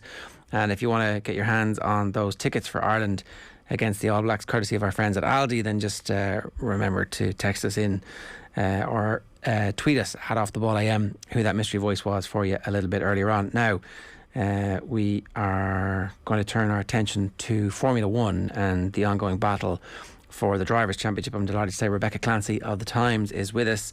Rebecca, you are just back from Mexico, where things looked like they were pretty intense. What was the atmosphere like? It was amazing. Yeah, I am back from Mexico. It's suffering the effects of jet lag at the moment, I have to say, although I'm not complaining about lack of sleep on a morning show. It was amazing. Yeah, I was out, actually lucky enough to go out into when you think of the Mexican Grand Prix, the first thing that probably comes to mind is that amazing stadium section where they race through at the very end. And it was full. And just before the race, actually, Sergio Perez, the Mexican local guy who was racing there, he was sort of paraded around, shall we say, the stadium section, and I went out just to kind of soak up the atmosphere really and see what it was like, and it really was incredible. And the numbers actually that we were given from Formula 1 said that there were 372,000 people there over the weekend, so it was a huge crowd. That seems to be the way this works at the moment, that there's a race and then the figures released are like new record-breaking figures. Can we talk about Drive to Survive and the whole impact it's had on the sport and the relationship that the show has with some of the main protagonists in the actual battle for the Drivers' Championship? So as an outsider, it seems like this is the goose that has laid a golden egg and has absolutely introduced a massive new audience to it. But it seems at the same time there's kind of some simmering resentment from some of the more important players, and some of them are, by players I mean drivers, but also the owners and the team leaders. What's the relationship like at the very highest level of Formula One with the show? So at the very highest level, they're delighted with the show because it has attracted new fans, as you say. It's been particularly big in America. So we were in Austin 2 weeks before we were in Mexico.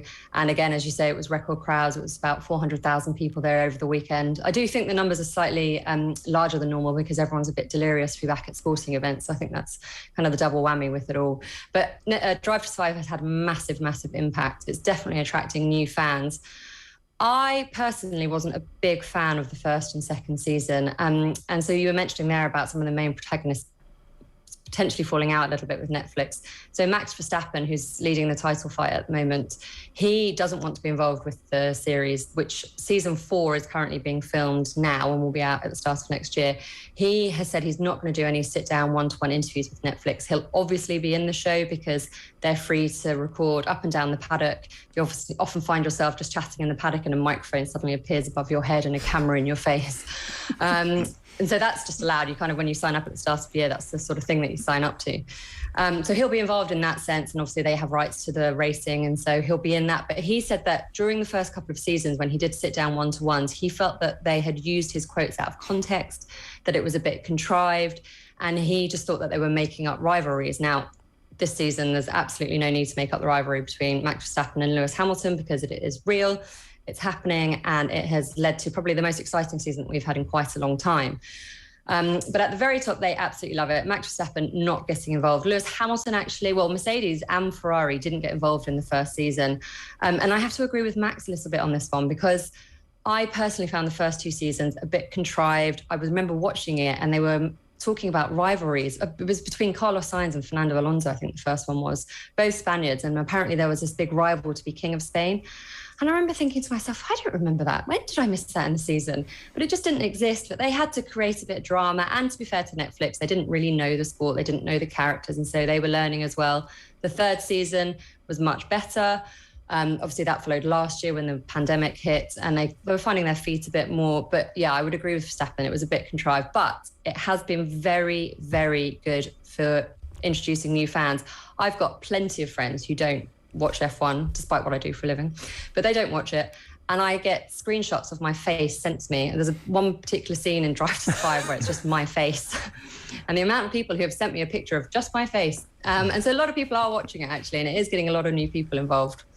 This is really interesting, like with just that specific point about you popping up randomly and a mic being popped above your head, and like you've almost got like the Brundle rule being brought in over the last couple of days where Megan Thee Stallion can't have her bodyguards walk alongside her at the next US Grand Prix. That sort of stuff has been changed. Where this is really unique, where things have actually moved in the media's favour around these sort of things, because in pretty much every other sport it is like, no, more bodyguards, less access to the inner workings of the sport.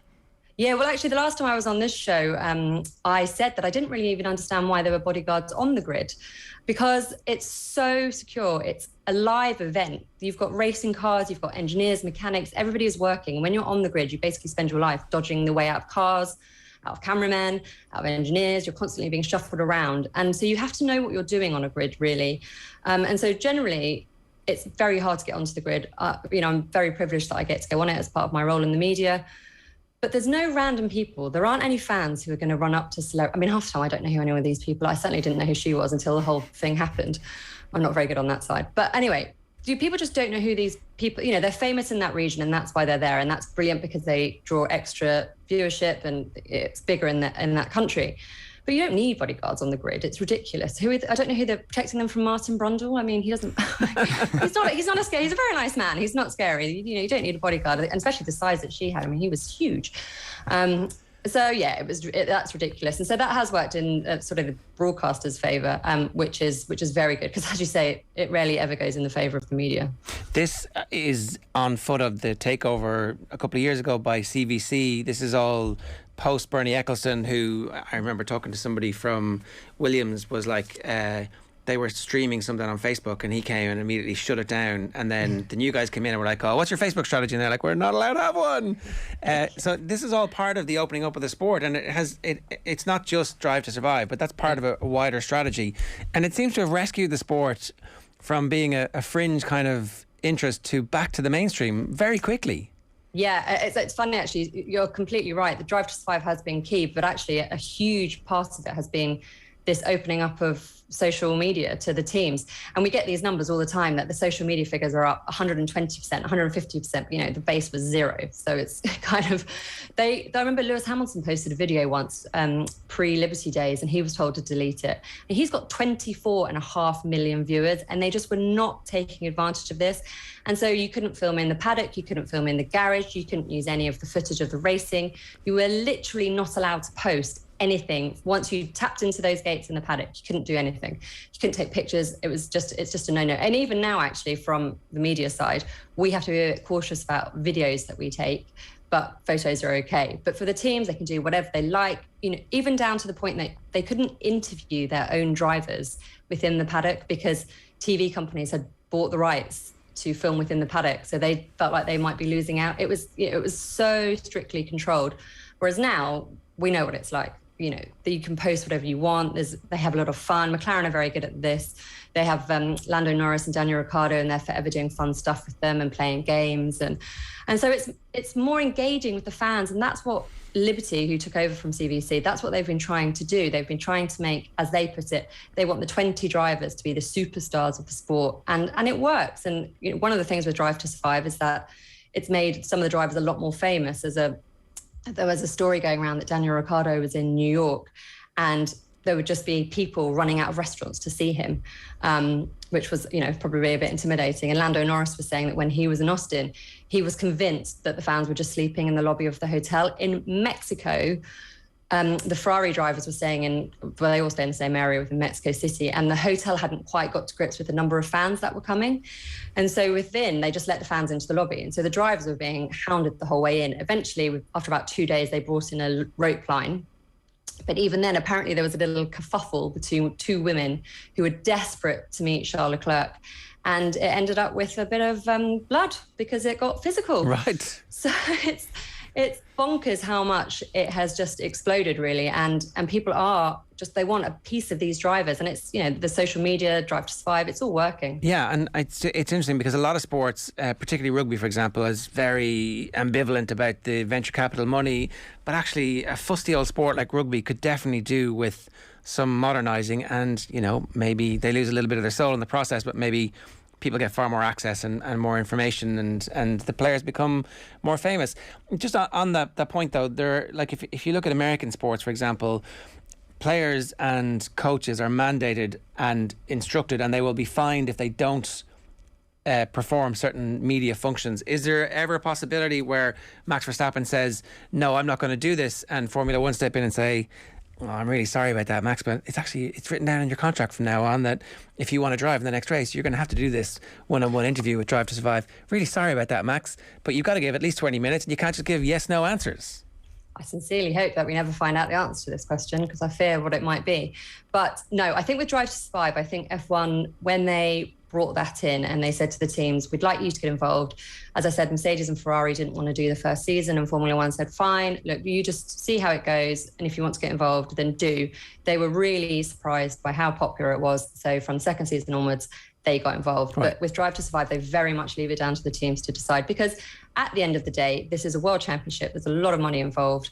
And if they feel like it's distracting for their drivers or for the team, then, you know, they can step away. Red Bull in itself won't step away, because Christian Horner is a very good marketing man and he understands the value that Drive to Survive brings to the team. In terms of for us, it's part of their contract that they have to do media. So in that sense, I think we'll be okay. I don't think that they'll turn around and say no. I mean, drivers don't really hide their disdain for us, that's for sure. I mean, one of the problems that we have as well is that there are so many races now. So the final 5 races, we've got 4 left, but the final 5, we're in the middle of a triple header at the moment. So just been to Mexico, it's Brazil this weekend, and then it's Qatar, and we have a week off, and then we've got Saudi Arabia and Abu Dhabi. We are seeing these guys all the time. And sometimes you get to a press conference and you think, okay, what are we going to ask them this week? Okay, we've just seen them. Okay, we saw them 2 days ago. You know, we speak to them after the race, then we speak to them 3 days later before the next race. And so they get a bit fed up of us, and we're kind of coming up with all these great new questions, which, you know, as you know, within the media, it doesn't always happen. So, you know, we're trying our best, and one good thing about the amount we travel is we kind of form relationships with these people professionally, and, you know, sort of see them in the paddock and you're like, oh yeah, we're traveling again. How's the jet lag? Yeah, feeling awful. Yeah, me too. So, you know, so in that sense, it's okay, but it's part of their contract. So I think on that side, we're safe. What's really interesting is what the last couple of seasons have done maybe for the profile or the relationship between the public and Lewis Hamilton. Like, it did feel for a while there, maybe it's because we look at everything through a British media angle when it comes to our Formula 1 coverage here, but it did really feel that he was the superstar of the sport, not so much carrying it, but certainly the central figure, whereas Drive to Survive has all of a sudden elevated all these other characters right up to a level just behind him, if not on a pedestal with him.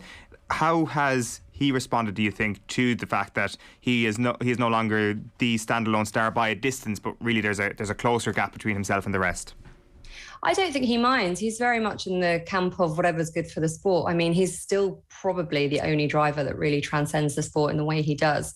He's got 24.5 million Instagram followers, whereas I think the next driver has sort of 2 or 3 million. So he is still head and shoulders the most famous person that Formula One have, and Formula One know how important he is to the sport. The show Drive to Survive has been really good for people like Daniel Ricciardo. Everybody seems to love it. In Austin, everyone had these NFL shirts on with Daniel Ricciardo written across it, and he just seems to be an absolute favourite of, well, certainly a lot of my friends as well. Lando Norris has done very well out of it. And actually, I think Max Verstappen, despite how he feels about it, he's done quite well out of it as well. But for Lewis Hamilton, he's still the most famous person within Formula One. He's obviously the most successful, which helps that record as well. But I don't think he'll be too concerned about his star dimming slightly with others coming up to meet him. How concerned will he be about the rest of the season? Oh, well, that he probably is a bit concerned about. So, yeah, he's 12 points behind at the moment going into the final 4 races. It's not a huge amount of points. There are 107 points left on the table. The problem is that the next race this weekend in Brazil, that is a Red Bull track. And we saw what happened in Mexico last weekend. Max Verstappen was exceptionally dominant on a track where Red Bull were always favourite. We saw on Saturday that Mercedes were quickest in qualifying, but it was a bit of an anomaly, and it actually had more to do with the fact that Red Bull had a bit of a scrappy qualifying session. So we go to Brazil, to Interlagos track. Max Verstappen knows it very well, and I would probably put my money on him winning there. And actually, the form book is slightly going out the window, because we saw in Austin that was supposed to be a Mercedes track. And again, Max Verstappen and Red Bull, with their strategy, they just outplayed Mercedes, and Max Verstappen won there as well. So there's plenty of concern at Mercedes. There's plenty of concern, I'm sure, for Lewis Hamilton, not that they will ever admit to it. Toto Wolff has said, the team principal at Mercedes, that there's a long way to go, but I'd much rather be ahead than behind, obviously. So yes, there is concern, because 2 of the 4 races that we go to as well, we've never been to before in Formula One. So there's quite a lot of unknown going into the business end of the season. Are Mercedes putting a little bit of added value on the Constructor Championship? I mean, the Constructors' Championship in terms of the team is actually the only one that matters. So, and they're only leading that by 1 point to Red Bull, which is unheard of in this season. Well, the hybrid era, which started in 2014, they've never really been challenged. Ferrari had a look in 2017 and 18, but didn't really get close. Mercedes have normally had the Constructors' Championship wrapped up with 3 or 4 races to go. And the reason it's important is because that's the championship that decides the money. So the prize money that gets handed out between the teams, that's all decided on the constructors. And also the employees get their bonuses based on the constructors. So they really, really want that one. Right. Very interesting. It's going to be a fascinating conclusion to the season. Rebecca Clancy of The Times, thanks a million for taking the call. Thank you. Cheers, Rebecca Clancy there on the line. And it is Brazil this week, a packed month of Formula One with 4 races left to go. Right, let's tell you what's coming up on OTB Sports Radio throughout the day. From 1 o'clock, we've got OTB Gold, Declan Murphy on his book Centaur. From 3 o'clock, Leaders' Questions with Stuart Lancaster. Then a retro panel at 4 o'clock, Sport and the LGBT community. From 6 o'clock then, OTB Gold, Jerry Eisenberg talking about Muhammad Ali And then from 7 o'clock, Off the Ball is live on your radio. Full coverage coming from the Aviva Stadium tonight as the Republic of Ireland take on Portugal. Now, OTB Sports are partnering with Science Week to ask what challenges are most important to us and how science might help. Visit scienceweek.ie to share your ideas and find out about the events taking place throughout Science Week 2021. During this break, you'll see a clip from our latest video on the impact of the menstrual cycles on preparation for elite athletes, featuring Niamh Mallon and Ellen Keane. OTB AM. This is OTB Sports Radio. The Football Pod with Paddy and Andy, our new weekly Gaelic football show with Paddy Andrews and Andy Moore. For me, footwork has been something that's got me out of trouble on more than one occasion on and off the pitch, so I'll go with that one. You can relate to that, we all can.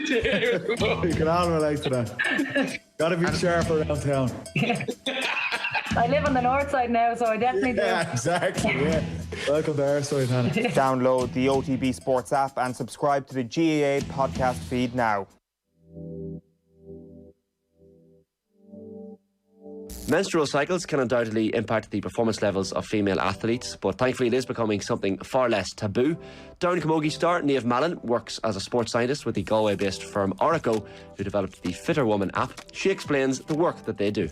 I suppose an example that I could give to you would be, in Oracle and through the Fitter Woman app, we break up the menstrual cycle into 4 key phases as such. So phase 1 being menstruation, and then the whole way through to phase 4, which is sort of that premenstrual window. So in phase 3, for example, this is when the hormone, this is just an example, progesterone, sort of rises to a peak, and that hormone is said to be somewhat catabolic. Based off that, muscle breakdowns increased, and therefore at a practical level, and from a nutrition standpoint, we would suggest, increasing your protein intake around training at this time to try and offset that muscle breakdown and aid with recovery. So yeah, that's just a simple example of one of the suggestions that we would make across the cycle. But each phase has their own sort of specific recommendations, nutritionally, recovery wise, and training wise to an extent. But it's all about optimizing performance and getting the athlete, whether you're recreational or elite, onto the pitch, onto the court, whatever it may be, in the best possible state, regardless where you're at in your menstrual cycle. Because at the end of the day, we're different, we have different bodies to men. Sometimes we are going to need a little bit more slack, but it doesn't mean that we're not trying as hard as we possibly can. It just means that we're experiencing 2 things at the same time, and our body's under that little bit more stress.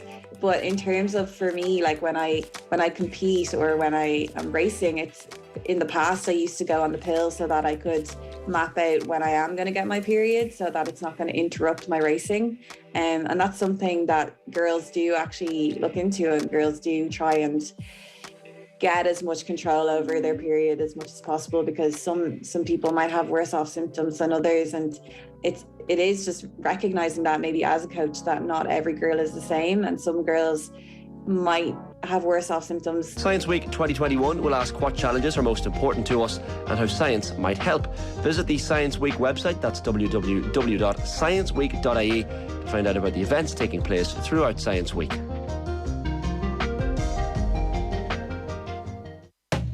Car insurance is boring, but you don't have to be.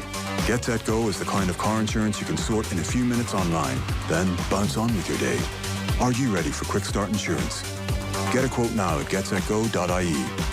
MCL Insurance Services Ireland Limited, trading as getsetgo.ie, is regulated by the Central Bank of Ireland. OTB AM. With Gillette, proud supporters of Movember. Gentlemen, let's move. All right, 7 minutes past 9 this morning here on OTB AM. Last chance to win 2 tickets to Ireland against the All Blacks. The winner will be announced at the end of today's show. Aldi, official fresh food partner of the IRFU, and you can pick up the Irish Rugby home cookbook in aid of Bernardo's in Aldi stores today. They've given us one of the final pairs of tickets to get a chance to see Ireland take on New Zealand live this weekend. All you got to do is name this mystery voice. Who is this? I don't know if I want to say this, but it felt a little bit like Munster again, up against Leinster, going back to the box kicks, slowing it down again. Yeah, so one last time, this winger turned TV presenter, who he? I don't know if I want to say this, but it felt a little bit like Munster again, up against Leinster, going back to the box kicks, slowing it down again. This is with thanks to Aldi, official fresh food partner of the IRFU. We really recommend the Irish Rugby home cookbook in aid of Barnardo's that is out now. Just tell us who that is, tell us your name, and send us a tweet at Off the Ball or at Off the Ball AM. But I want to play you this. We're going to talk with Phil about the Ireland game in just a moment. But on the Red 78 this week, Alan Quinlan and Niamh Briggs took a step away from the Munster match analysis and instead were joined by Orla Foley, sister of the late Anthony Axel Foley, and his former teammate and now singer with Hermitage Green, Brian Murphy, who at the Aviva Stadium this weekend will launch a new song in Axel's memory. It's called Alone You Stand.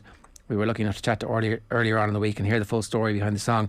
It's well worth your time. You can get that full chat full of some brilliant stories and memories of Axel now by subscribing to the Rugby channel, wherever you get your podcasts. Here's Barry explaining how he went about writing the song for his late friend. It was a hard one to write, Briggsy. It was when Orla asked me, which is 4 years ago, I think she asked me, so it's taken me a while to actually get around. And that's how challenging it is to write something for someone like that, because I know how much he meant to so many people and how much he meant to me. And you saw when Anthony passed away, the outpouring of grief was just something I'd never experienced from personally, to be honest. I've never been so rattled by something, and to watch the outpouring of grief as well. So I tried to write something for the first while about what Anthony meant to a lot of people, and that was pretty difficult. I didn't know how to do that. And then I just eventually realized that I had to write something for myself, and what he meant to me. And that in itself is pretty difficult, because you have to sit with that emotion and that sadness for a long time. And but it's so powerful, and you have to accept it. You have to kind of let it in. And there are times when I could be down for weeks because I'd be trying to write that song, and it's so sad because of what he left with his two boys and his wonderful family. And then you don't want to inflict that sadness on people as well. So when you're listening to that last night, I feel there's a guilt that almost feels like I don't want to make people, that sad. But I think speaking to Orla about it over the last while and how much inspiration she got from it. And then I spoke to Olive last week, and Olive's approach to this is just so mind-blowing. And she says whenever they hear anyone mention Anthony's name, whenever the two boys hear his name, they just run to the TV, or they want to read it, they want to see it, no matter what it is. They just want to celebrate how incredible he was. And what a way to approach, such grief. And that's really inspiring for me. And that kind of makes it worthwhile. So I think I kind of tried to tap into that as well. And yeah, just write a personal account of what he meant to me, and hope that it comes across and that other people can relate to it.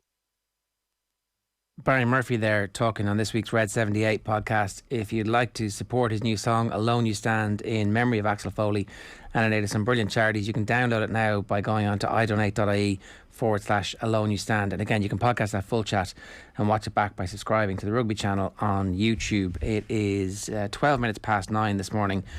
Phil Egan is with us. Phil, good morning to you. Morning, Ger. How are you doing? A little bit of breaking news in the world of football in the last 5 minutes.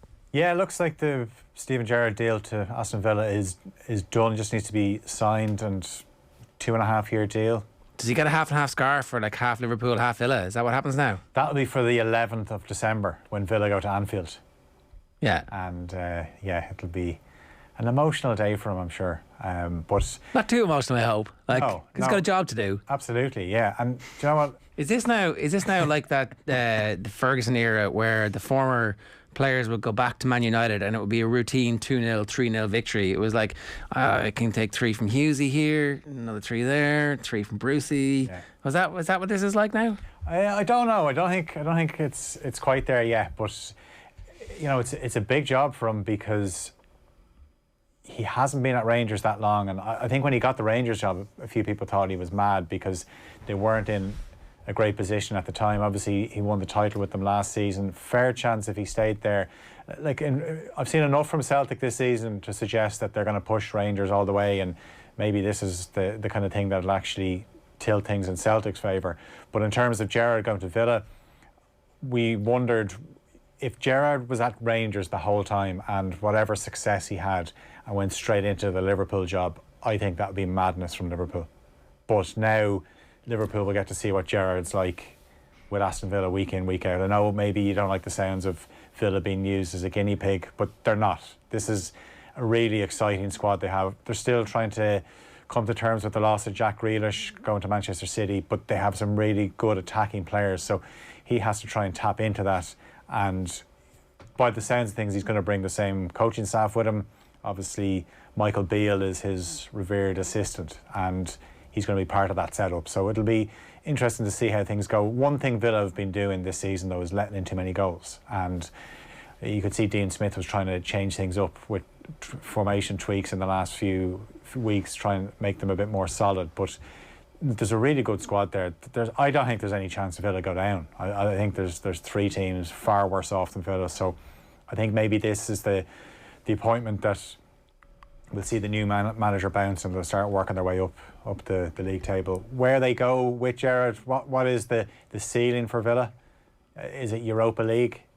Yeah, it might be Europa League by way of the League Cup, because like we were naming the teams out with Kenny yesterday who are good at the moment, right? So you've got your top 4 who are the big 4, and let's assume that Man United get a new manager next season and they're really good. And then assuming Eddie Howe can somehow get Newcastle not relegated, they're going to have massive amounts of money to spend. So them, Everton in their new stadium and apparently investing, Spurs with a good manager. You've got Leicester, maybe Brendan Rodgers is the Man United manager, but Leicester, their ability to generate good players in the transfer market has been excellent. And there's the top. Arsenal. Sorry, there's 9. And West Ham. There's 10. There's 10 heavily invested, well-run clubs. And West Ham have just sold 27% to Polish billionaires. So they've had another injection of cash as well. And they're going to get another 20,000 seats in that stadium, meaning their matchday revenue will be excellent too. So Premier League is booming. And that Villa squad is definitely should be nowhere near relegation. Well, okay, but the teams you've listed out there, like, I mean, there's every chance that they're maybe the 11th, 12th best squad in the Premier League realistically, but you're looking at the other managers around Steven Gerrard, and I would say that if we can all agree that maybe he's still unproven to a point, you look at the managers below him, like you've got Ranieri immediately below him, you've got Sean Dyche below him, you've got Eddie Howe below him. I mean, it depends what Norwich go for. It could be Lampard, so you wouldn't really count them in. And then above him, you've got directly above him Bielsa. That is, if you're just judging it on managers, that is a war down there about who actually is the better manager there, and you can make a case that maybe Gerrard's not better than any of them. Now, of course, the flip side is that he's so early in his career that he could be better than all of them, and that could be the ceiling that he really has. Also, his squad is really good. They shouldn't get relegated, but I think they're in a similar position to Newcastle, where it could happen. Remember, one of these 2 teams could very well get relegated. Yeah. Too good to go I down. don't know. Are you saying this just to like tempt fate? Is a reverse jinx? Is that what it is? No, not at all. Like the one thing I'm really interested in, Ger, is like, you know, the way we kind of accept that players can do this. Like Erling Haaland is clearly using Borussia Dortmund to get to a higher plane. Like, how does it feel to be used for career gain? Powell says Villa allowing themselves to be used as a tester for Stevie, me and Liverpool. Are Villa that small time? Yes. Lenny says, I'm a Liverpool fan, but the disrespect to Aston Villa is unreal. A massive club and barely getting a mention. Gerrard's path to Liverpool seems to be the only talking point. Alan says, Villa are in the mud, Ger, I'm afraid. I mean, it definitely feels that way a little bit, you know? Yeah, Villa, they are a huge club, and they showed last season signs that they were going in the right direction, and then it was such a massive blow to lose Jack Grealish. And then you look at Grealish playing for Manchester City, and he scores a goal for them, and it's just not the same, is it? It's not the same when Grealish scored that goal against West Ham and kept them in the Premier League. I think they could get Grealish back for 25 million the season after next if things keep going the way they are, and it would be a 75 million profit, and you get him back 2 years later. I think that I don't think he's going to play for anybody else in the Premier League, but we'll see how that goes. On a scale of 1 to 10, how smart is this for Stevie G to take this gig now, Phil? I would say it's a risk. Definitely. So I'd probably say maybe about a 6 out of 10, because if he absolutely bombs at Villa, then Liverpool won't go near him. And I get the point that the texter made about the disrespect for Villa, because he has a job to do with Villa. He won't, I'm sure someone's going to ask him when he takes over, is this where you want to be, the Premier League? You have aspirations of managing Liverpool, and I'm sure he will play that down, because he'll be like, I'm here to manage. Yeah, can't Aston wait. Villa. Oh no, sorry, wrong answer. That's the truth. Yeah, no, he wants to manage Aston Villa. It's a very attractive job. Why didn't he take the Newcastle gig though? I think Villa are in a better position than Newcastle right now. They are. Like you mentioned, Eddie Howe and Newcastle next season. I think if Newcastle stay up, this summer, the serious problem they're going to have is nobody's going to want to sell to them. Especially, well, certainly in January, people are going to be looking at them going, okay, if we sell to them, add on maybe 20 or 30 million, they are minted. So they could do a Leicester job on it, just set up this really innovative scouting department. The thing is, that'll take a few years, and Steven Gerrard wants to be Liverpool manager in a few years, so he sees more immediate success on the horizon with Aston Villa. I would venture that that's the reason. I think you can buy those scouting departments by hiring the right people, though. True. Their contacts come immediately with them, and you can have a quick turnaround. Yeah. But what we've seen so far from Newcastle is, could you trust them to get the right people in? Because they failed with their number one managerial target. They did. They seem to be fishing in the right area, though. Conversation with Mark Overmars, you would think that's not bad. Michael Emenello, like a lot of people criticise what Chelsea did, but actually, if you look at the players and what they were able to do in terms of refreshing their squad at a net price of not very much until recently, then Chelsea were always consistently aggressive in signing the best young talent around Europe. They never played for Chelsea, they were loaned out, but they made a lot of money off that. So like, there are definitely clued in people who are out there who are available at the moment. And you know, the guy just left Liverpool. Where's he going? Yeah. Do we know where he's going? No, we don't. Michael Edwards, we don't know where he's going. We just know that if you were Newcastle, he's taking his laptop with him at the end of the season. He'd be like, here buddy, I mean, the door of infinite riches are yours. And it wouldn't be a challenge for him, though. It wouldn't be a challenge for him to scout these unbelievable diamonds in the rough, where he'd actually just be given endless cash to say, go and get us a good player. I think actually the one thing I think, as soon as Michael Edwards leaves Liverpool, whoever gets that sit down interview with him would be fascinating, just to listen to him talk about scouting players. I don't even, if he became a contributor somewhere just to do this week in, week out, I'd be really interested to listen to him, because the way they scout players, it sounds like the most simple thing. You look at a player and go, yeah, he's a good player, let's sign him. But that's not the way Michael Edwards has worked over the last few years. So it's his track record's pretty amazing.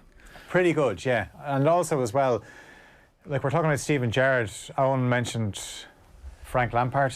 Imagine Gerrard v Lampard. Oh, I don't know if the Premier League can handle that. I don't think there will be enough space in the newspaper columns to handle a Gerrard v Lampard managerial duel. An orgy of self-regard. That's what that'll be. And one of them will get relegated. Yeah. In fairness, potentially both of them. No, if they were going into that game next week, Lampard's already got one hand behind his back, because Villa have a much better squad than Norwich. We could do combined 11s of teammates of Gerrard and Lampard, but actually I think which would be a better team? A team of 11 Frank Lampards or a team of 11 Steven Gerrards? Stevie G's, because he can play right back. Lampard can play central midfield and up front, and that's it.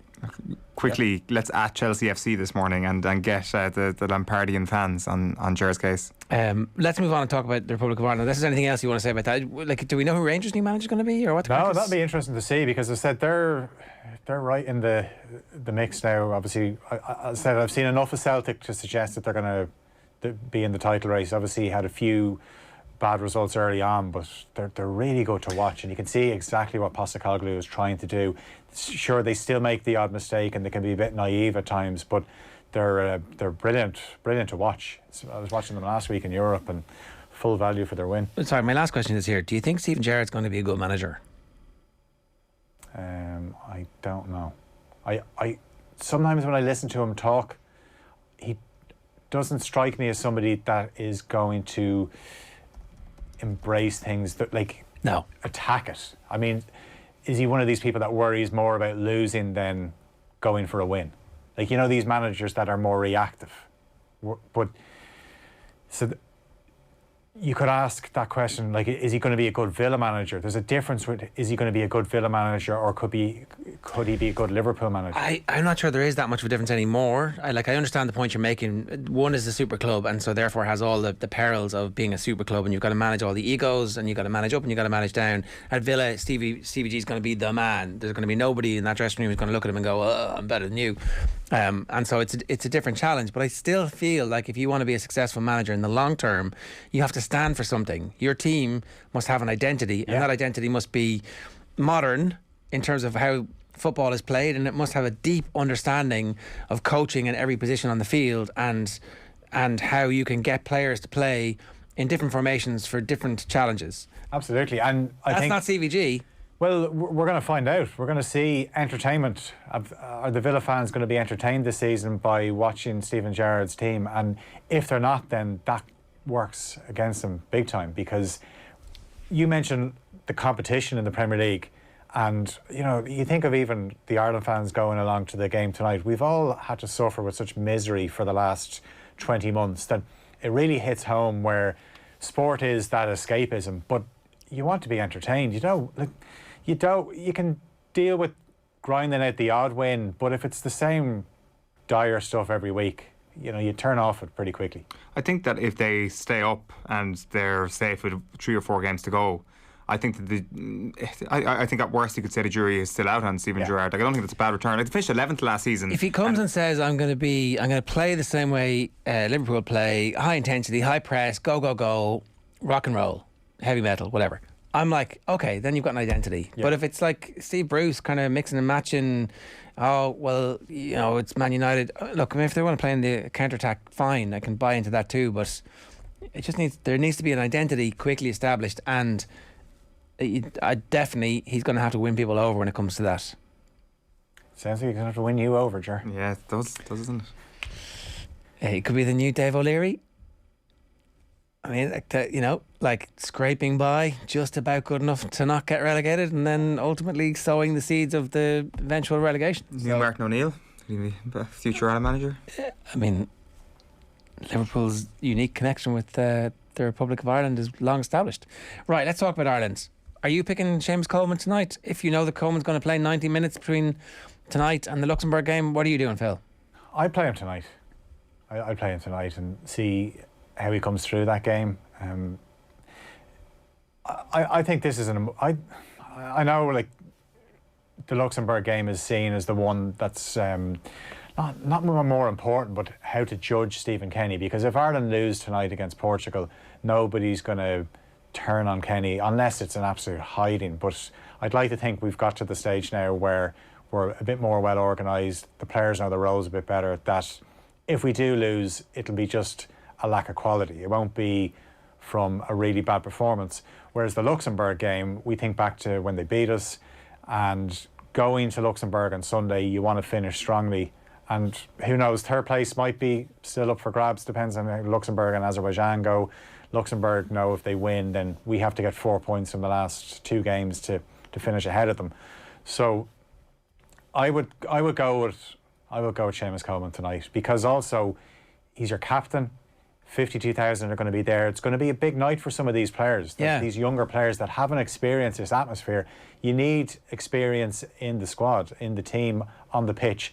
If Seamus Coleman doesn't play, look, we've seen he's been left out by Stephen Kenny before. He's not going to be in a huff about it, but then that obviously should suggest that he's been rested for Sunday. And I know people think, how can you rest him? It's Luxembourg, but you also have to factor in that he has had injuries this season. Really bad injuries, yeah. And it's hamstring injuries. You can't just rush people back. You get more hamstring injuries when you start hitting the red zone, where you're fatiguing, and that's exactly what could happen. So if he doesn't play, we obviously know Matt Doherty will start, and then it probably looks like James McLean will get the nod as the left wing back. So, it's not catastrophic if Seamus Coleman doesn't play, but I would like to see him play, just the experience of that big occasion. He didn't play in the 5-1 defeat against Denmark. Cyrus Christie was right back that night. Is that the last night that the stadium will have been totally full? No, the other Denmark game. The 1-1. Yeah, the Mick McCarthy.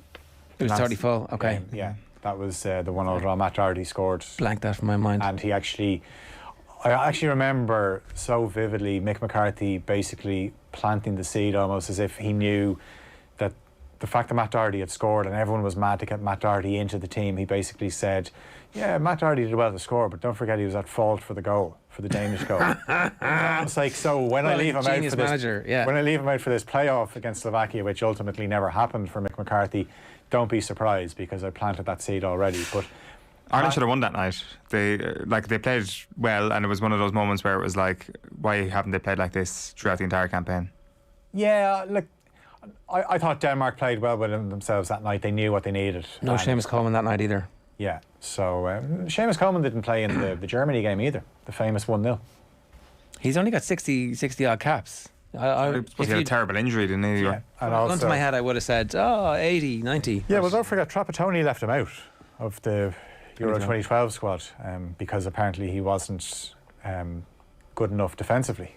So you kind of laugh at it now, don't you? Yeah, there's no other way around it. So, yeah, like that would have been an interesting sliding doors, actually, the non-pandemic version of that Republic of Ireland team and what might have happened in that Slovakia playoff.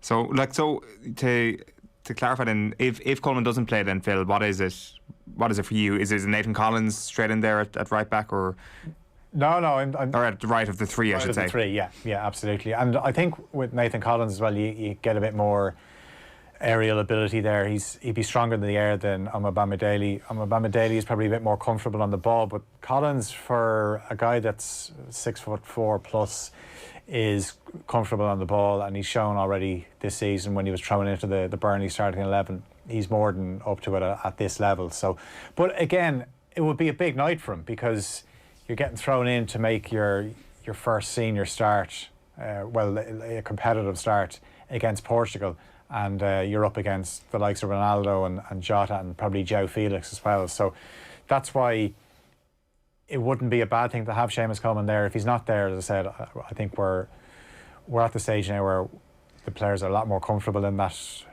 three at the back, wing back system. So the other calls then to make, you would imagine Jamie McGrath starts. I mean, it didn't look good when he came off on a stretcher against Rangers a few weeks ago, but he played at the weekend. He really fits into the team well. And then I would think Edith starts. And then, do you? Because I think Alan Brown starts. Yeah, Alan Brown is a player that obviously wasn't available last month, and Mick McCarthy and Stephen Kenny both really like him. Yeah. He has that ability to time his run well, and he can get a goal for you.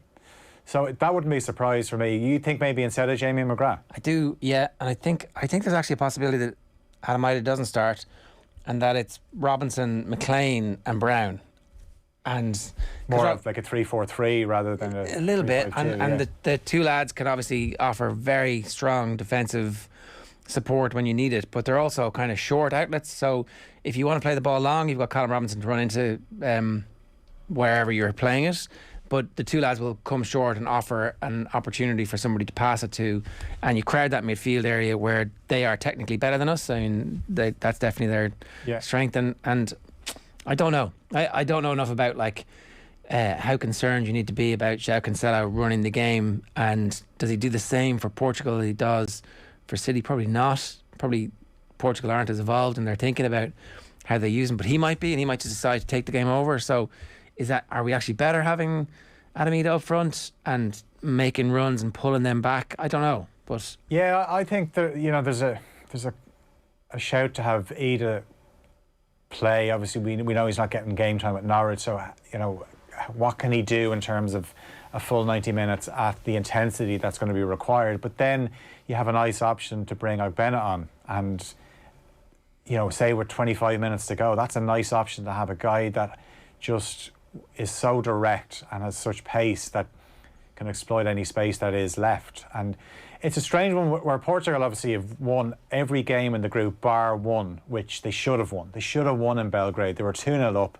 Then they score a perfectly legitimate goal at the end to win, but the ref didn't have his watch with him, so it wasn't given. The goal line technology wasn't there. They know that if they draw, then they can just get a draw against Serbia on the final day on Sunday, and they top the group.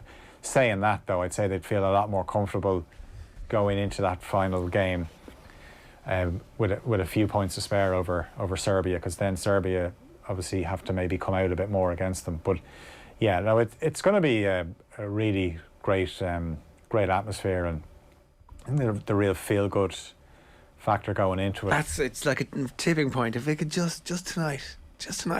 Well, come on, Irish Sporting Gods, don't fuck us over like you always do. Yeah, and look, I think even if Ireland played to the best of their ability, I don't know if they're capable of beating this Portuguese side. But if they got a draw and they really created chances and they had a go, I think people would be bouncing out of the Aviva tonight. Back in love with them. Yeah. Yeah, and well, I think there's a lot of love for the squad now because, you know, there was a picture posted there of the Ireland team that drew 1-1 with Portugal when Mick McCarthy was manager, and you just look at the quality of the team, and people are realistic enough to know that we don't have those players at the moment. No Keane, no Duff, no Keane. Like Roy Keane was exceptional in that game. He was a pretty good footballer.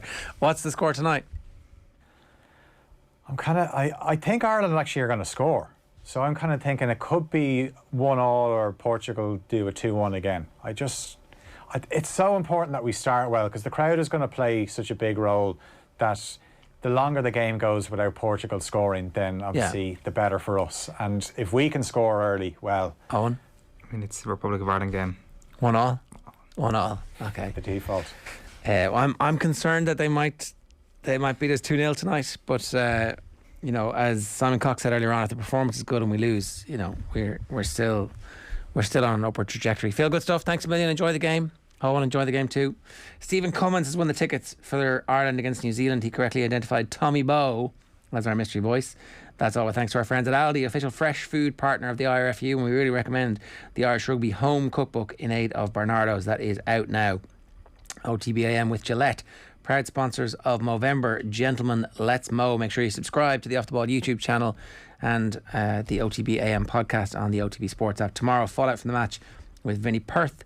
We'll chat with Alan Quinlan. The Crappy Quiz is back, and we'll have a Movember update and much more. Here's Gordon Darcy and Andy Dunn with Joe Malloy. Now you're very welcome along. We have much to discuss. Very happy to welcome in Gordon Darcy once again. Hey, Gordon. How you doing? How you doing, Joe? Very well. And look, he doesn't really come on when the URC's on. He's not really about that, you know. And even kind of Champions Cup matches, he's him and Han. Maybe sometimes the odd time a match against the All Blacks. Andy Dunn, that's when you kind of make yourself available. So we're honoured to have an audience with you. Hello. Thanks, Joe. It's cold up here on my perch, but you've got great hair. So before we get into the game on Saturday, I just want to start with the situation surrounding the women's team this week, because otherwise time could get away from us. And this is a very important story and kind of extraordinary, really. So Adam Griggs, as he says farewell, is overseeing these final two matches. The first being on Friday at the RDS, under lights, 7:45. Crowd in attendance. Should be, you know, an exciting time and a World Cup to look forward to, and that should be the general tone of this match. Instead, it seems like the relationship between players, former players, and the IRFU is toxic at this stage. So Adam Griggs has been naming the team and saying, look, it's a first test, all those points I mentioned, RDS, under lights, it's going to be a special occasion. The backdrop, however, if people miss this, is that Anthony Eddy, the IRFU Director of Women's and Sevens Rugby, gave an interview to not just one news outlet, Press, across the board this week. And it's been roundly attacked, I would say, by numerous players and former players. So, for instance, to give you a sense of what's been said, Cliona Maloney, who does, by the way, start the game on Friday, she described his interview as slurry spreading. Claire Malloy, recently retired, obviously, slammed it, cited a lack of accountability and put all the blame on the players. Jenny Murphy used the word spineless about it and added on Twitter, she wished she was more surprised at this take from Eddie, but I'm not. Is this the voice of someone who cares about the women's game in this country?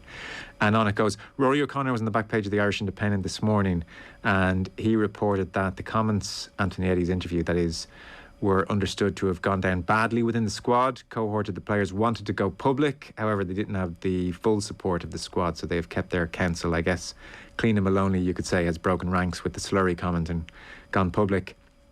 Anthony Eddy, appointed December 2014, that was the year Ireland reached the World Cup semi-final. They did win a Six Nations the following year. They'd won the Grand Slam in 13. Now no World Cup for the first time since 91, and a general sense really of regression over the last number of years.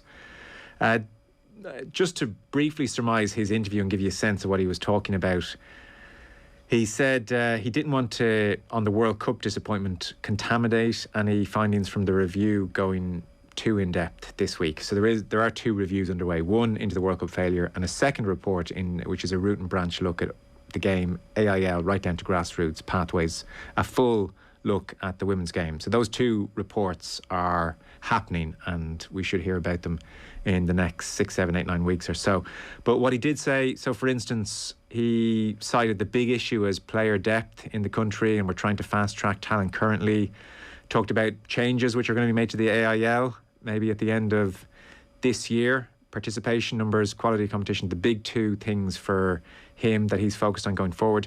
He was asked about the general sense, I think, out there that the 7s has been favoured over the 15s. He was very strongly against that point. He said that's incorrect. Both programmes received a lot of resources. He said there were 9 full contracted players in Parma at this World Cup qualifying event recently. 9 of those players were full contracted players. And he said as well, 3 full-time IRFU coaching staff. He said because of small playing numbers, that the pool of players has to be shared. He said people who say one programme is being favoured, they are wrong. And he was asked about concerns balancing 2 codes, detracting from both. He said no, and he cited players like Jasmine Joyce with Wales and others as examples of players who play in both codes with different countries. On the World Cup disappointment, he said, yeah, concerned, disappointing, to be honest. The group of players we have in both forms of the game are capable of achieving higher standards than what we are at the moment. Talked about wanting to get the player base up from kind of 1,200, 1,600 senior players up to 6, 7, 8,000 by kind of next World Cup territory. He said unions much smaller than us have a larger player base. And then, I don't know, maybe this is the comment that annoyed the players in particular. Further on the World Cup disappointment, he said the players were all prepared, knowing what the other programmes did, as in the programmes elsewhere. I think our squad and our programme was actually a lot more advanced than what the other unions did. We were training and still operating through lockdowns and everything else because of what we had put in place to try and qualify. The group may have put a lot of pressure on themselves around the actual performances, and that could have affected the way they actually played. Unfortunate to lose the 2 games on full time with unfortunate errors that cost them 2 games they probably shouldn't have lost. That's probably it at the moment. So that's a fairly blunt summation of what was a kind of long exchange with the media. Gordon, your reaction to, I suppose, anything Anthony Eddy had to say, and then to say the least, strong reaction from the players. Yeah, Anthony Eddy has been all over any sort of mild success around women's rugby, and he's out in front, and it's all we. He's talking about they and them in that, and that's like the contempt for women's rugby, and in women's rugby where we have to be, it's not equal, it's not treated on par. To be a man in that arena and to talk like that language in there is completely dismissive of women's rugby. But to be honest, I'm not surprised, because I suppose the guy who hired him, he kind of echoes an awful lot of the approach that he takes. So I'm not surprised by anything he's really said in this. And I looked, I have the interview here, and I'm looking through it. There's so much hyperbole in this, and there's so little actual tangible action points and everything. We're almost going to end up in the Tory government here, where we're going to talk about all these great actions and plans, and this is going to be thing, we've this and that. And yes, the Irish team was better funded at the elite level than the teams we lost to in the World Cup qualifiers.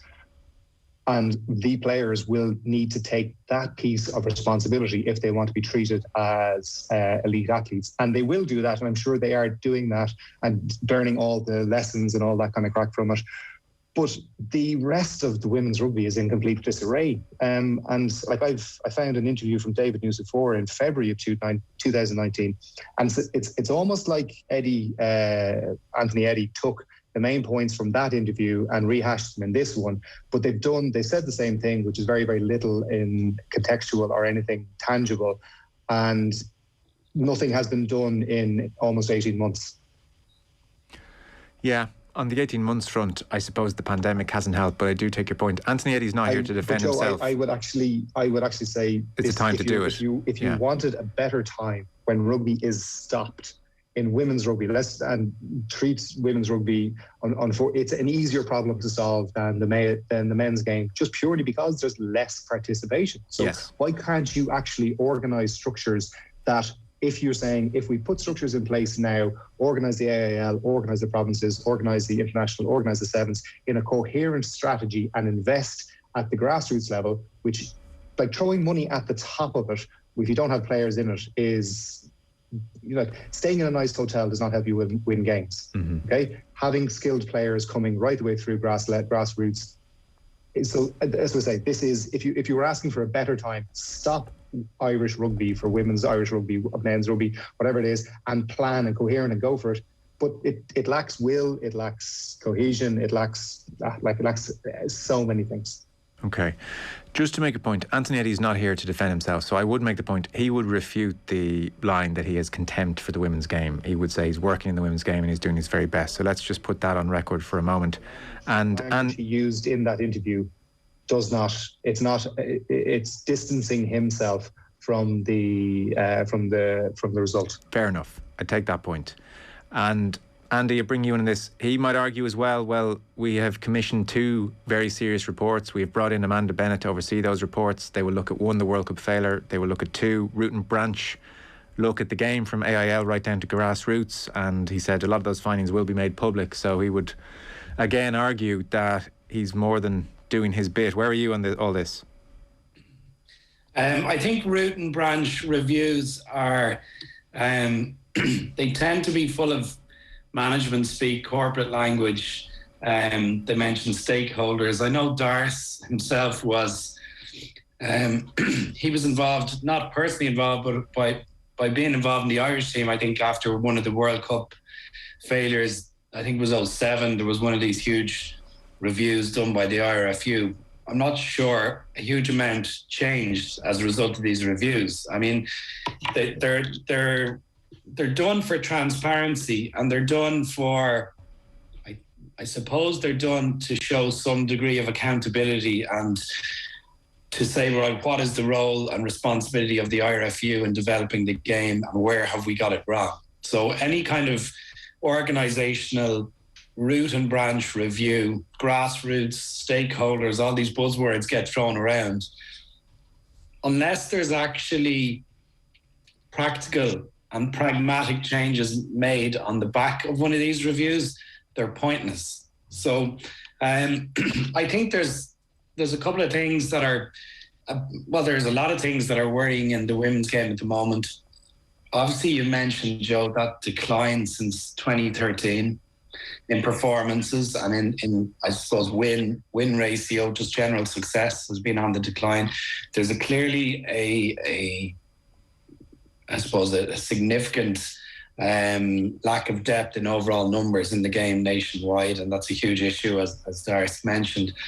But then it's obviously it started to spill over into the senior team at the moment, where there's a clear, it looks like Cliona Cliona Maloney has kind of gone rogue, I suppose. And in any top level sports team, international level, you'd like to think, regardless of the frustrations or the anger that are there, that someone doesn't break rank from the rest of the team or it doesn't cause a divide. I mean, I've heard a couple of players come out today and they're much more towing the party line, saying, look, we do have to take some responsibility for our performance, but also the IRFU need to improve what they're doing in a general support for the women's game. But I did think to a degree that the comments from, I can understand the comments from former players. I think they're probably a little more, they're probably in a more appropriate position to do. But when current players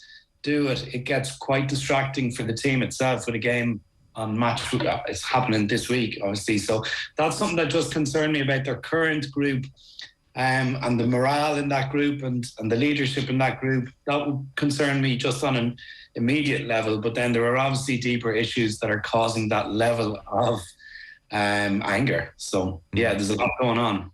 Yeah. On that point, Gordon, the whole thing has gone incredibly toxic when you've got the starting hooker from Friday's game coming out publicly and saying that Anthony Eddie is slurry spreading. The IRFU director of women's and sevens rugby is slurry spreading. Like this. Well, I'm wary of using the phrase all-time low, but it can't be far off it at the moment. So I don't know. In the immediate term, whatever about these reports, it's like relations just have to be repaired here, and goodwill has to be fostered here somehow.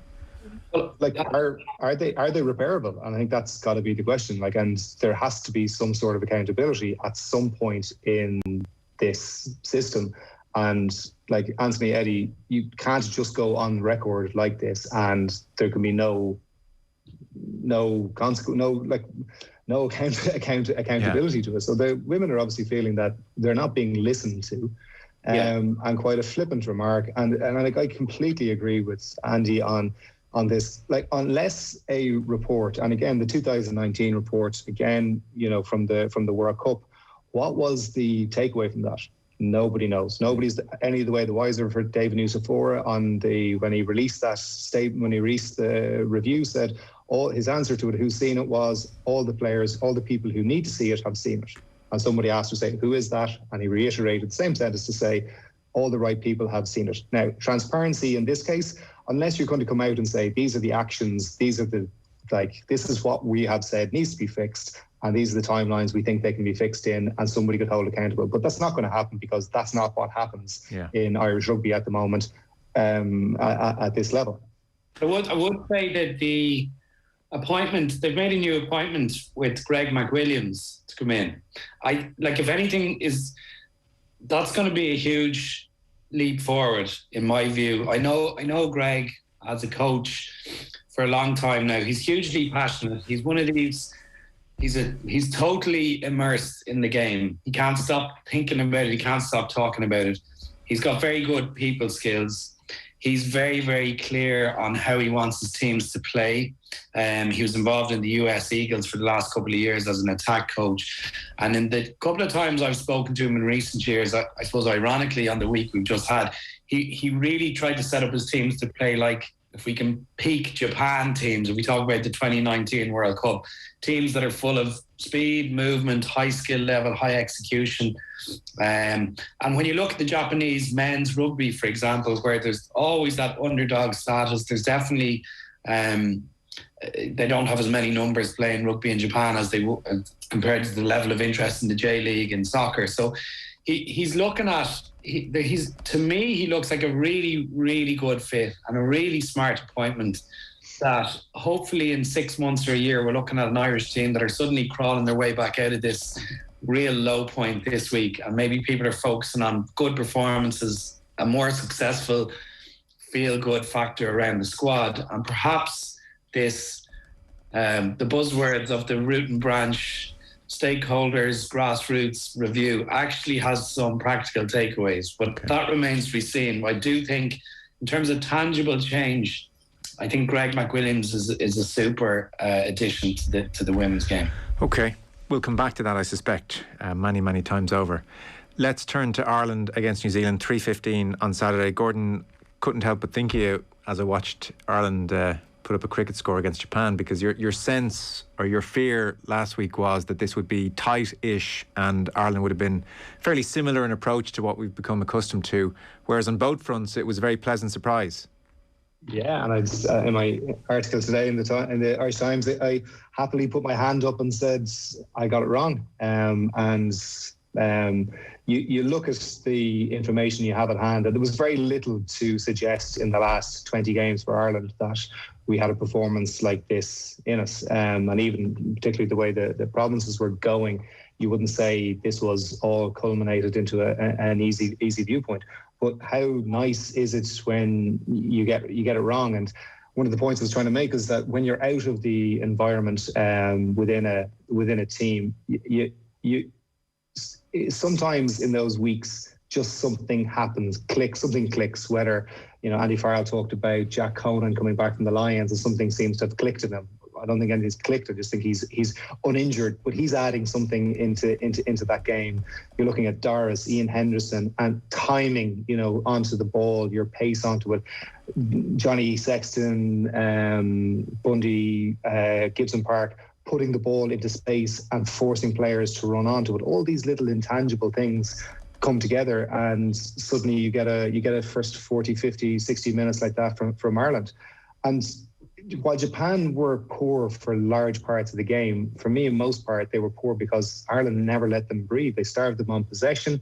When they gave them possession, and then usually forced them to either cough it up or to kick it back to them when Ireland wanted it back rather than what Japan wanted to do. So Japan were chasing shadows and Ireland were largely creating the shadows for them to change. So you couldn't be happier. And again, you know, when you do kind of forecast a grey sky on the horizon, how nice is it to go, great, got that one absolutely, couldn't have got it any further wrong.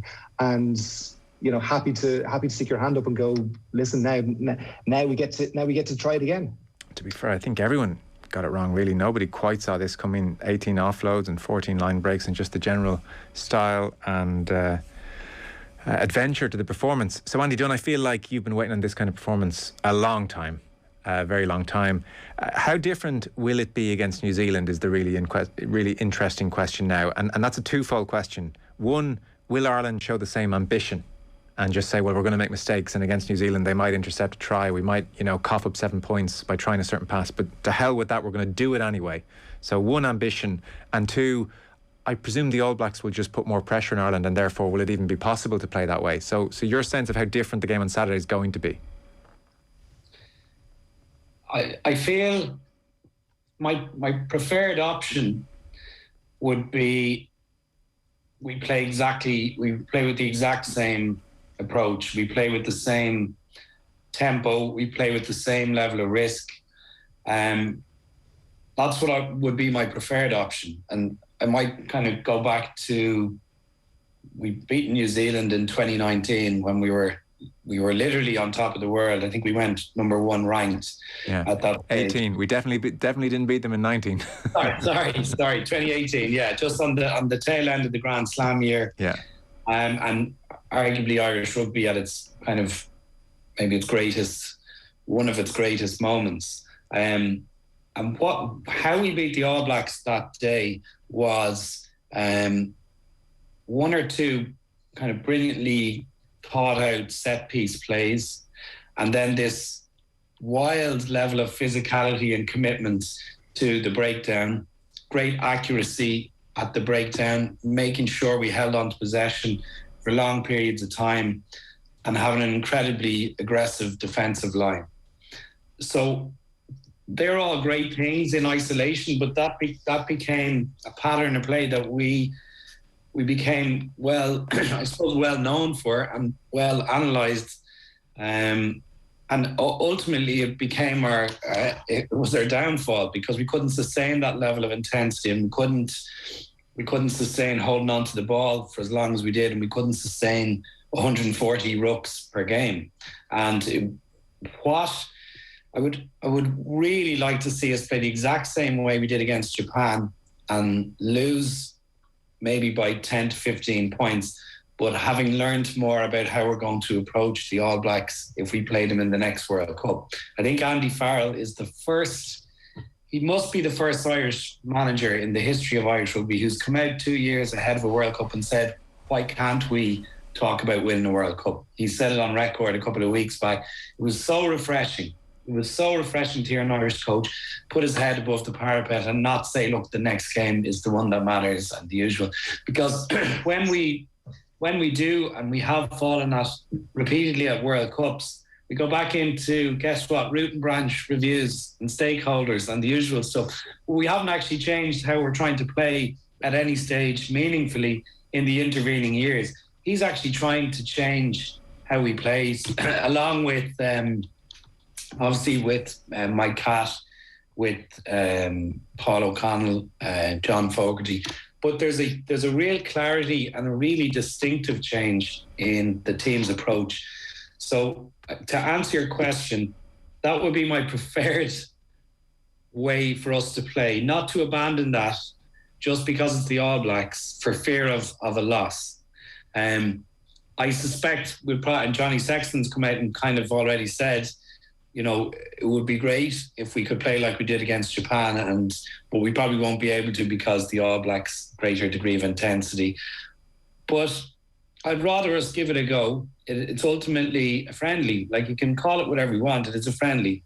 It's not going to be friendly on the field. Well, it's not a Six Nations game. It's not part of an official tournament. It's not part of a make-you-up Nations Cup, and it's certainly not a World Cup game. So why not try and play the same way and learn from it? That would be my choice. And Gordon, is it possible, because I saw in your piece today in the Irish Times you were calling for the same thing, not to regress and become about damage limitation or regress in terms of ambition. To what extent is it possible against a much, much better team to play the same way as Ireland did against Japan? Yeah, so like, in my experience, when you come, where does confidence come from? It's repeatedly doing stuff under pressure. And then when you get to those clutch moments, you get to those big games, you have a bank of experience, you have a bank of confidence that when, say, something doesn't work, you have the clarity to go, just, click your fingers or, just to stamp it off and to keep pushing and to keep coming back from it. And that was the point I was talking about, is that they seem to be embracing a more mistake. It's okay to make mistakes, because if you're not making mistakes, you're not trying anything. If you're not trying anything, you're not going to do anything different.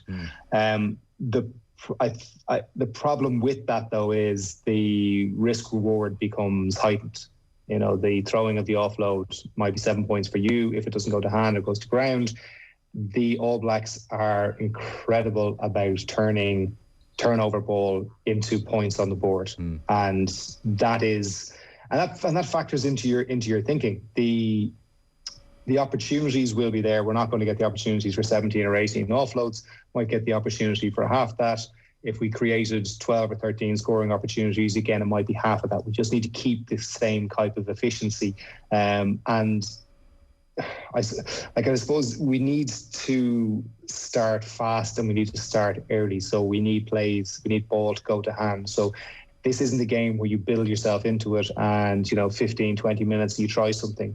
We kind of have to go from the off, because that can, I suppose, catapult the Irish team and the momentum and kind of and kick on it and put it back onto the All Blacks. We need to score tries.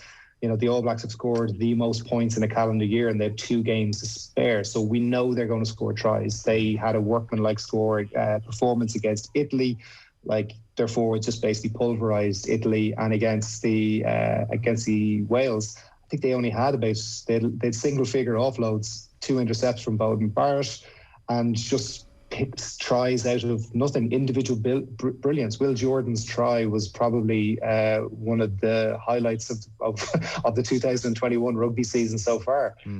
So there's so much that New Zealand can have, but the Irish thing has to be about what can they control, and they have the shape. It's just having the confidence and that psychological security of just going, do you know what, I'm just going to go after this. Gary Ringrose being quite positively selfish for the betterment of the team, because I do think the players have lost. They've kind of given up an awful lot of their individuality for that group approach over previous seasons, and we're starting to see a little bit of that come back in now. And I think Gibson Park getting an awful lot of freedom in that decision making at 9.